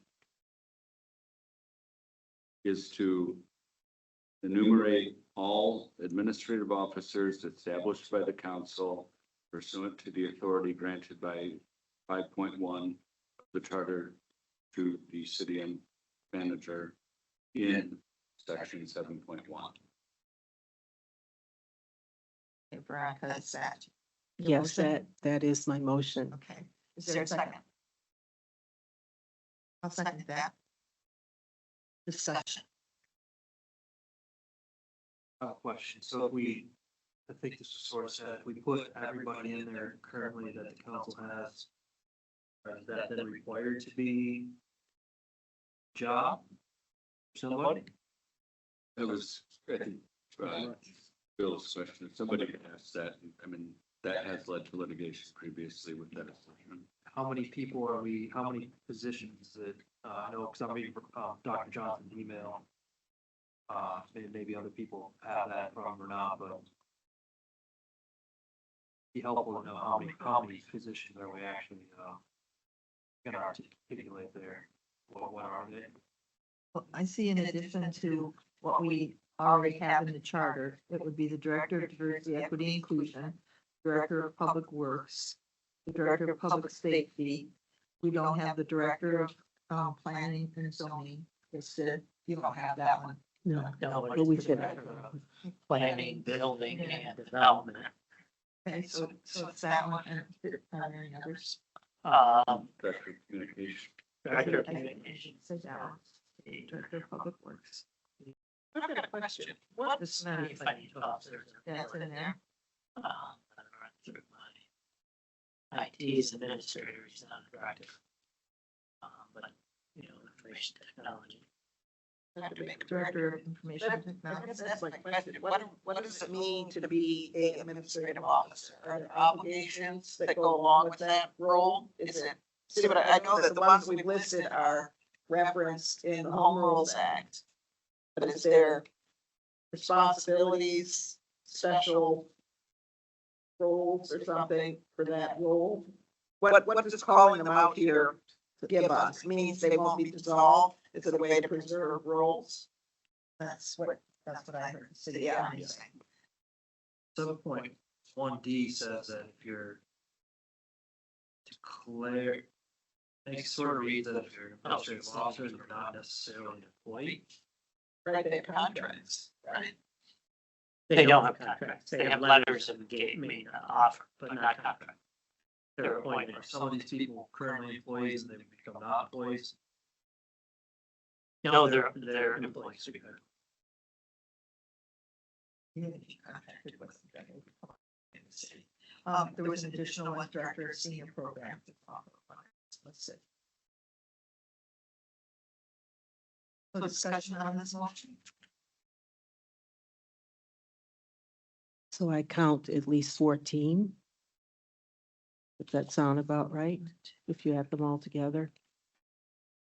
And I think part of what the folks who were reaching out were saying is they don't have a clear understanding in many instances of the duties of all of those officers, as well as in what ways they work under guidelines of the city of East Lansing, just as we look very closely at, for instance, the city manager's role or the city attorney's role, the mayor, the council, that they don't always have the fullest understanding of the other administrative officers who are also stewards of our city. So to that extent, they just thought it should be more comprehensive. Ordinance publishing org chart as part of our transparency. We have an organizational chart. Absolutely. Maybe an organizational chart that's published. It's Yeah. Published because as it could part of change. like- It changes all the The time. problem is that, at least from my perspective, if I was sitting in Robert's position, I think I need to be more nimble than listing all of these people. You'd want to have the latitude to hire more people if you need and assign them a job responsibilities and titles, or promote somebody or pull somebody out, and if a department's shrinking because the responsibilities have shifted or something, once you start putting those people in here, I think that it makes it harder to manage, and we're really, in essence, a small city. I mean, we're not dealing with something like the city of Detroit or the city of Grand Rapids that are size wise, I think we just have to be able to adapt a little bit better. Rare. I agree with Lynn. Oh, wait a minute. Come on, we gotta do All that. right, Jackie. We wrap up tonight. I had a question too. Is the director of public safety, is that the same as the chief of police or those two different? Yeah, roles? I would eliminate director of public safety. Because that's typically when you look at combining police and fire, and that would be more controversial. I call out a fire chief and police chief. So right now though, is there a director of public safety? No. Okay. Okay. Joe. I can't support anything that would make hard budget decisions and tough times harder. And so I'm not supporting it. And I also feel that way too. I know we've combined these over the years. We used to have a lot more directors too, and we've added even more now, but in different ways. So I want the nimbleness too. Well, publishing a city directory, Good, like slash org chart, that people, maybe in the back of our current or whatever, once a year, whatever, that phone numbers to the department and, Yeah. That's in the budget document all the time. And the org chart. It is, yeah. And the calendar. Making the Yeah, that's what I was gonna say, the calendar, but have that outreach to the community Yeah. and, all right, so are we ready to vote? Okay, all in favor of this motion, by saying aye. Aye. All those opposed, same sign. Aye. Aye. So the motion fails by 4 to 6 to 1. All right. Keep going here, Veronica. Okay. Well, I had one good thing happen. You have agreed, Mr. Hanks and Lynn. That was just a joke. We agreed on the times to. Well said. We promised to be back at it Yeah. next time. Yeah. Well said. Okay, and actually, before you go on, I just want to say, I want to thank you for putting down these words because we're all having trouble over time wordsmithing. It takes 2, 3, 4 meetings to do this. And this was great to start with something that I think we all can reflect on and talk about now. So we have something versus nothing or concern to create. So thank you. Oh, you're welcome. Yeah. Absolutely, my pleasure. So as we're talking about the preamble now, and of course, we know that this is a way that we can start to really wrap our arms around kind of the tone and the nature of our city, what we stand for in East Lansing. So did all of you get a chance to see the email that I sent out, and you actually have the language in front of you? So I don't think you need me to read it, but just give your thoughts about this is a very kind of general way that I pulled it together, looking at the preambles of some of the other cities like Ann Arbor. And I think Lansing's still working on tweaking theirs. I know and Hollister did a real good job of helping them start to pull that together. So. Any thoughts? I was gonna say, I appreciate you putting this forward too. I don't really use AI stuff, but I did a little, just for fun today. I asked Google AI to give the best, models, city, charter preambles. And it was kind of strange. It came up with something very similar to what you had here, which probably means that also something a lot of people are doing. This is very similar to what New York City gave a few examples, including, unfortunately, Ann Arbor was in this like list of like Yeah, the top Ann Arbor. references they gave me, and I kind of was like, we gotta do Mhm. better in Ann Arbor. Ann Arbor's for short. This is very similar to what New York City has in some ways. It's a shorter version. So I think this is a good start. I'd like to add a few things to it. I'm not exactly ready to do that now, but I think we should add a few things like saying we also support, freedom of speech, some of the sort of like constitutional rights type things to make it clear that like sort of that's part of the city too, that people's rights are respected. healthy work environment for our staff. Yeah, so we gotta like touch on some of these things, just a little more, make it a little more comprehensive, but I like, appreciate what. It's a good start too. I'm I walked away originally thinking we didn't need a preamble, we should just jump into this city charter. But I actually like this a lot. Thank you for submitting it, Veronica. And this just, I think, is a nice summary as to what we want our city to be. And I think you've done a great job in summarizing it. And showing the respect. Correct. Yes, to all the Jonathan. people. I like this a lot as well. I just have one comment on the opening paragraph, which I think is a bit awkward considering that the charter is already established and the city government is already established. Right. Well, yeah. And so I would like to come up with a way to rework that a little bit to say that, you know, this charter is the governing document of the city, but we're not establishing it at the time of this vote just because it's already been established. I had that comment too, and I'll just say, I like the preamble to be, this is what it is, this is what it is, and Jill has rubbed off on me in many ways. And I would just say in the second paragraph, that last sentence is what we have in chapter 2. And you talk about, that such respects, values of rich diversity of all people. I don't think we needed to differentiate every person there because we have a whole chapter that really gives you that. And we, we had that 2.2 and we list everyone we don't discriminate against. So we put that right at the front of our charter. So I don't know that it needed to have it all delineated in the preamble because we made it almost its own chapter. Yeah, keep Mhm. more sense. Right. And so that was my only thing, and also what Jonathan said, was we're establishing it in an ongoing commitment to a charter of East Lansing, something like that. We the people. So that's. Other comments?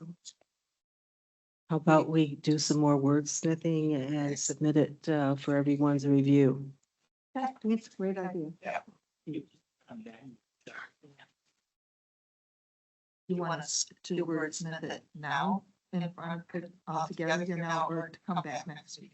Your choice. If we don't do it right now, then I'm happy to suggest other amendments, edits to it. Share it prior to next meeting. Well, I think we have 20 minutes. roughly, and Okay. So So- I'm all for trying to get it as close as we can to getting it done, Okay. and then we can reflect on it. Go ahead, Jill. Didn't Mr. Hollister also give us some language for a preamble? I cannot find it anywhere. It was in. I don't even remember what the topic was, but It was in. Yeah. Packets ago. okay.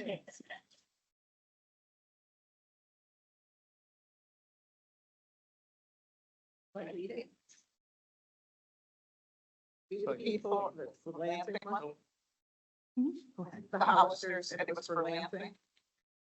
I don't know if it was for Lansing, he was just, That's, it's many cities include preambles that we the people of the capital city Yeah. of Lansing pursuant to the Constitution and laws of the state of Michigan and in order to secure the benefits of local self-government and to provide for the transparent accountability and efficient mayor council government do hereby adopt a charter and confer upon the city the following powers.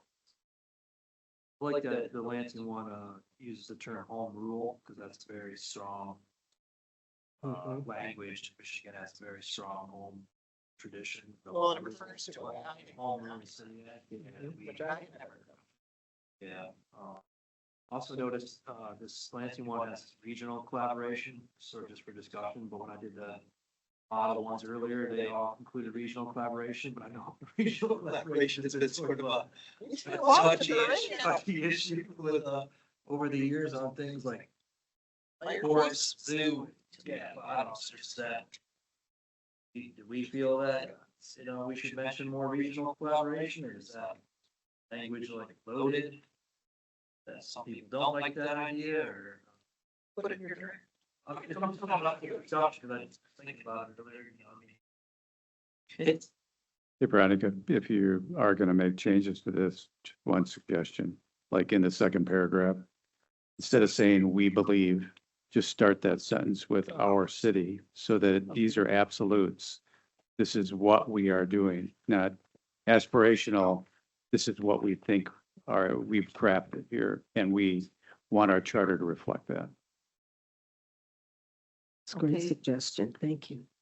So that's just the third paragraph. The first word is our city instead of we. Everyone. Okay. How do you want to do the first one so that? I was thinking, that we, the people of the city of East Lansing, in order to maintain a government that serves the common good, safeguards democratic principles, and fosters a just and inclusive society, do hereby commit to this charter or something to that to that effect, Mhm. Use the word adopt. That's what. or That's what Landon has. adopt. I'm wondering, adopt, yeah, Amend. So are we Adopt would be adopting appropriate. or are we, yeah. adopt amending? review, yeah. Because it's a living document, so like this charter, once it's revised, is not the same as the original charter, so. I like adopt, that works. Charter. So that would read, we the people of the city of Lansing, in order to maintain a government that serves the common good, safeguards, do hereby adopt this charter. Sentence. And do we do the pursuant to laws of the state of Michigan, Pursuant to the whole- home rule? Felt legal easy. I'm guessing that was like the original charter documents for the city of Lansing. Okay, Most of them have that. They kind of say the Yeah. Constitution. Okay. Michigan, those charters do that. so do you want to put in this first sentence, adopt this charter pursuant to the home rules, or do you want to do the home rules? Mention that later on in the city. I didn't know what you said. I think so. Okay, pursuant to the. Oh.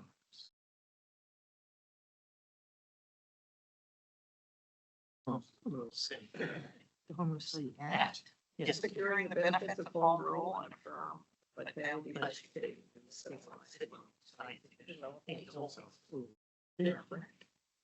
Oh, so he's suggesting maybe we say, we the people of the city of East Lansing, Michigan, a home rule city. In order to maintain, do you like that? Or do you? Oh, that's a good way. I think it's cleaner. I like Yeah, and I like it. Calls out home rule. You're saying, and I had to look it up. That is not, I didn't realize how integrated that is into the framework. Plug your nose. I like that a lot.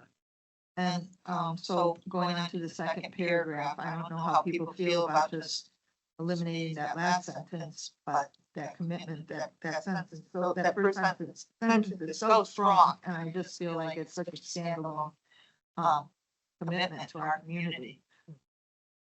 What about including, Hollister's second paragraph includes the reference to home rule, but it does say, we can tweak some of the language saying we, instead of include, after rich diversity of all peoples, say, then going on to say, we affirm the values of representative democracy, economic vitality, diversity and inclusiveness, justice, transparency, equality.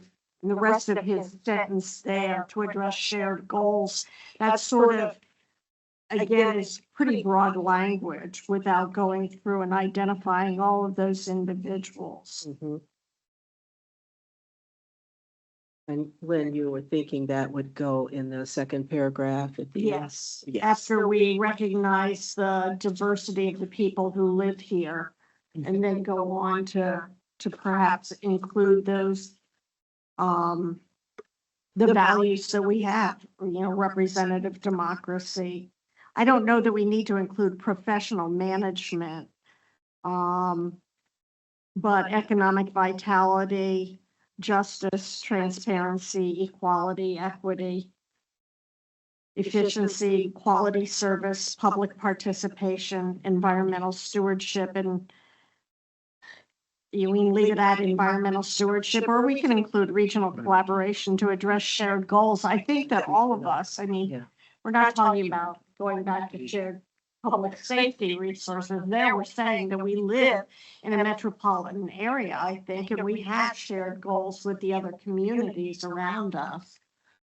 And I don't think it's a bad thing for us to look at that. Well, it definitely came up on the Parks Board with fees and residents and non-resident fees and what Oh, we that's provide as a benefit to the community as a whole and. All right, so we quit it environmental stewardship. and about public participation and environmental stewardship, because I think our Parks and Rec department really, endeavors to achieve environmental stewardship within the city. That aligns with the land. And then we go on to the land acknowledgement. Can I make a comment on the regional thing? Back in October, I circulated to everybody here, Flint Charter Preamble. They call theirs Declaration of Rights. It has 10 enumerated points. One of which is, number 6, the city shall endeavor to secure application of the principle of one person, one vote for any regional policy-making body which taxes or provides any service to city residents or takes any action affecting the city's interests. Earlier today, I circulated the Board of Water and Light article that the Lansing City Charter Commission is proposing to eliminate East Lansing's non-voting member. And, I thought we were talking about trying to make sure we had a voting member on there. They're gonna get access entirely. I'm gonna recirculate this to everyone, but this is what I said a minute ago about trying to include some things that, are rights, like they say, there's just a handful of things in here I think are very, generic, but. But Jeff, isn't the idea generic and we can't exert our rights onto some other body that has decided they don't want us. I know, but this is from Flint, sort of just like, we should send a message back to Lansing City Charter Commission right now that like, that's actually common sense that you're gonna exclude us. Well, the stated reason for their action is that in a meeting, I asked Robert to check on the statutory basis. We used to look at, we took a look at in early 2000s, the idea of buying our electricity wholesale from Board of Water and Light and then distributing it within the community at a cheaper rate because we sell it to our citizens at a wholesale rate. So I asked them to look at the statute, and that became the city of East Lansing is going to start their own electric utility company and start to sell electricity to surrounding communities. And so we're going to get them off the board. That's the whole basis for and we did authorize the city council did to go to the commission just a while ago and suggest that we become voting members.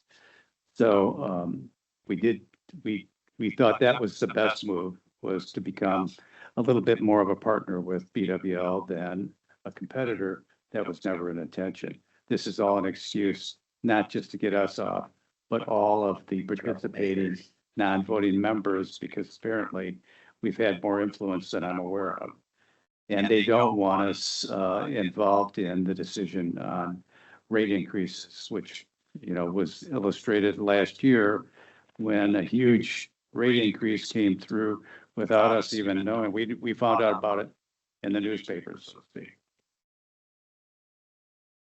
The representative, is it a city council? I don't even know who, but is it a city council member? Is it a citizen? It's the citizen? Yeah, okay. But the city managers, aren't you in charge of the final relationship with utilities? No, I mean, with you talking Lansing Board of Water, like we have a non-voting representative from the city of East Lansing appointed by the city council. I think he's currently the, works for Lansing Community College, name was escaping me. It's J.R. That's it. Yeah, and it was just, again, opportunity to open lines of communications to make sure they get input and non-voting. But they took the discussion around rates and looking at utilities in general and took it to the next level. And we've been, I think, very careful about who we appoint. We've got an excellent member now. We had Doug Jester, who, former mayor, and also head of Five Lakes, which is a environmental organization. And then Bob Nelson, former head of PSC. So we've tried to make sure that we have somebody who can really make a contribution at that board. And, apparently they don't like that. That's all I can tell you. Because they're very knowledgeable people. Not being swayed by the director. I'm gonna go back to Lynn's suggestion here, because if you look at the last paragraph, I'm back on this. On this, Please. it has a lot of those words in there. So, do we want to do something very simple? By this action, we secure the benefits of home rule and affirm the values of a representative democracy, and just end it there. Because then we go into the very last paragraph. We could dedicate ourselves to transparency, accountability. We have almost all the same words there. I think that's great. I agree. That's a better way. Less is more. Well, and it kind of goes to what Jeff was saying. We're talking about democracy, which is based on our Constitution, and we want the constitutional rights to be formal citizens. I don't think we should necessarily, I think professional management may want to be included because we have a city manager. Or some kind of acknowledgement that we have a city manager that functions as a professional management. Structure. But that's our home rule city act. I think there. But then this is for the mayor driven city. Is that right? Maybe they have to say- That's why they had to say mayor, council, government. Right, but is that why they have to call out the professional management? I don't know why they felt the need to do that. Okay, so far we have, we the people of the city of East Lansing, a home rule city, in order to maintain government, a government that serves the common good, safeguards democratic principles, we have that principles there, and fosters a just and inclusive society, hereby adopt this charter. Then we have the next sentence, which is a great sentence, the first sentence in the second paragraph. And I heard people say, and values the rich diversity of all people who live here, added to that sentence. Is that, do we want that? Why would you want to limit that to the people who live here? Yeah. Okay, so we won't do that. I just heard someone say that. So then we add, by this action, we secure the benefits of home rule and affirm the values of a representative democracy. And period. And then we go on to saying our city further recognizes, add an S, and honors as the city of East Lansing occupies the ancestral, traditional, and contemporary. Keep going through all of that. I'm not really good at pronouncing all that. Nabic. Anishinaabe. Okay, you can keep reading that. Ojibwe, Odawa. and Potawatomi. Potawatomi. land ceded in the Treaty of Saginaw. We acknowledge its history as we strive to uphold the principles of equity and stewardship in our government. And then the last sentence is right there. And does that cover everything we've talked about? I just have to show, I just thought this was very cool to end this. It just is great.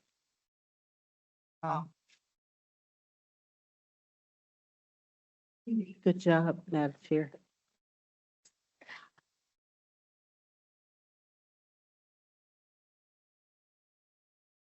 So it was suggested that this be before any of the other preamble. The land acknowledgement would come first. It's first on our agendas, this would be at the top of the preamble, So I should acknowledging the land. put the acknowledgement Right. first. Okay.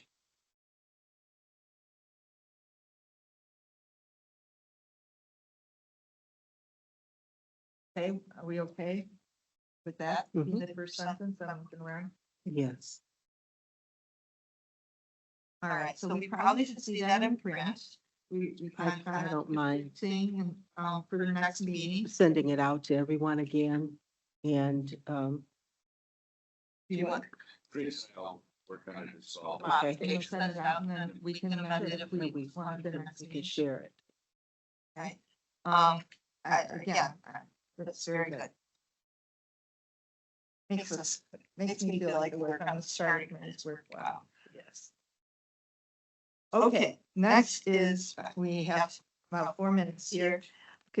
I had amended that to talk about chapter 18, which was the alcohol thing. Are we okay with leaving the alcohol resolution as we left it in light of what was sent out to us.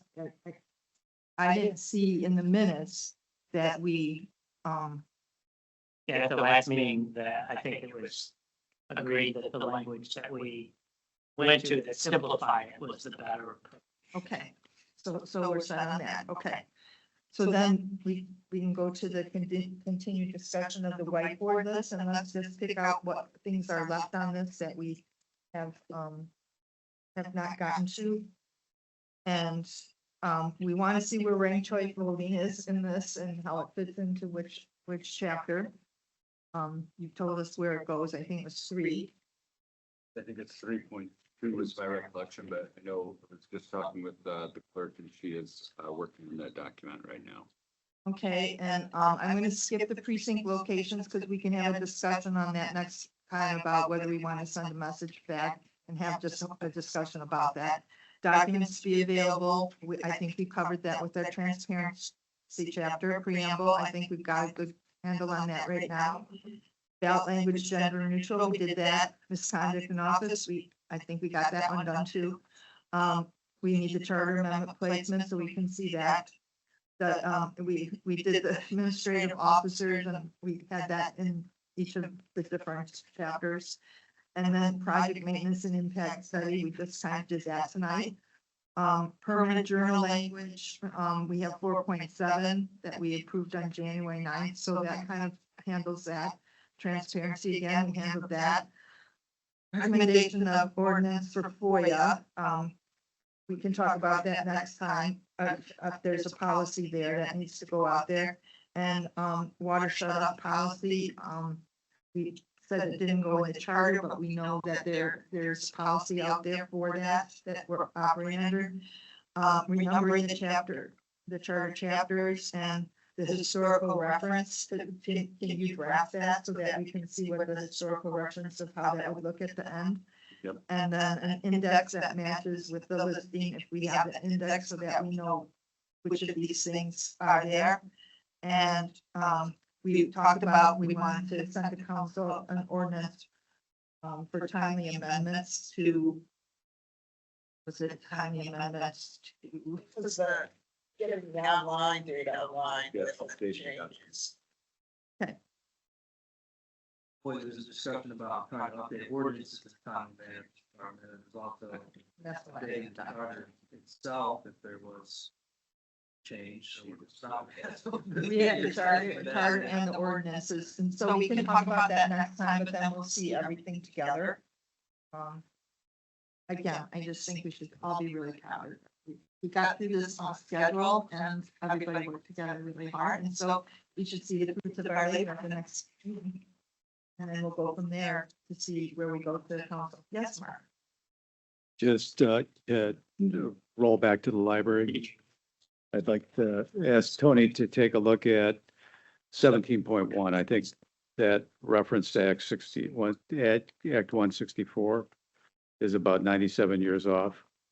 And It's 1877. yeah, it's 1877. And I think it would be useful to give the members a copy of that statute. Because the language that was originally in the library section pretty much comes from the statute. But the statute appears to give more authority to the library board than our charter does. And I think you need to weigh in on whether the limitation can continue based on the statutory language.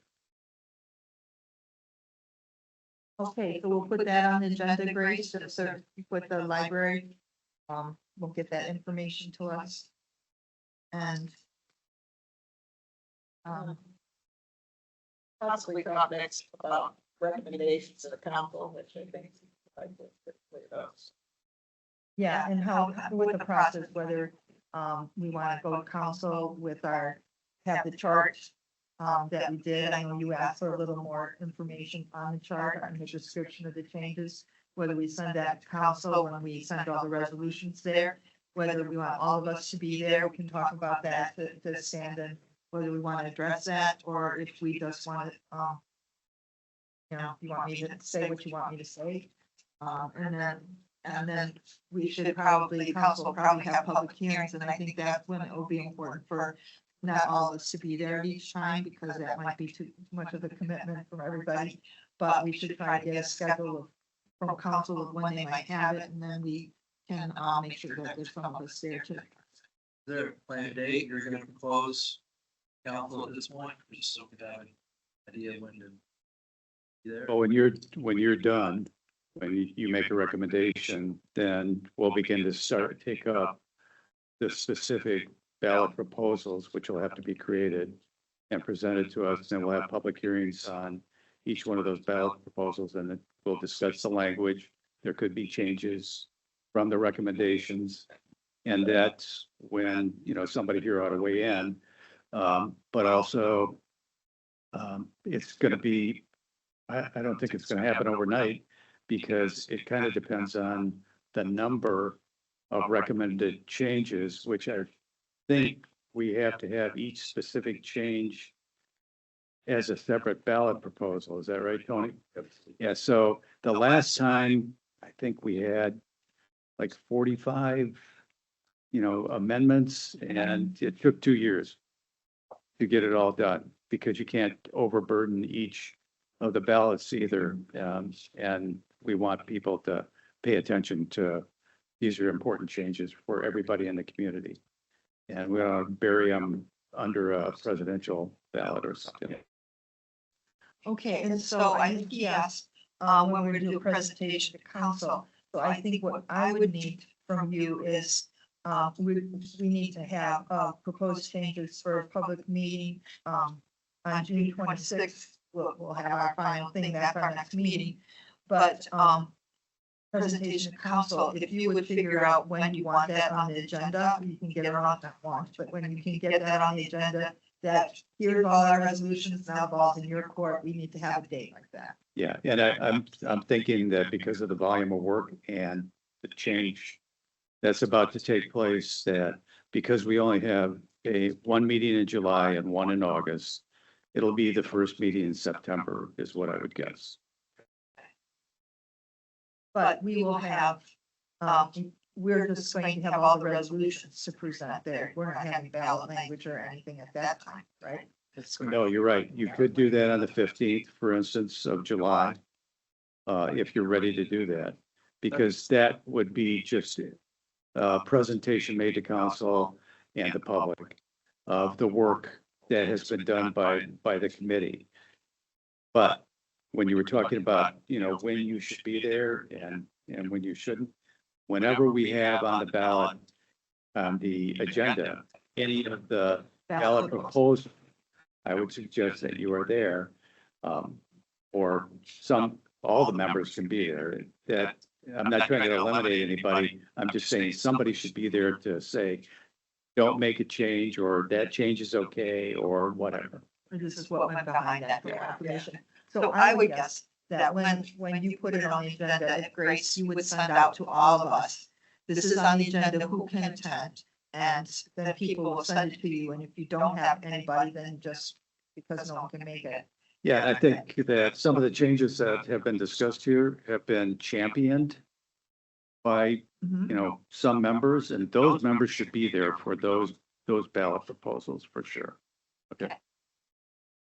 Go ahead, Jill. We won't label it Jill's proposal. I just have a question for her. How, have you been keeping them way updated, kind of updated at all, or? The council? Yeah, The council has paid attention to what's going on here.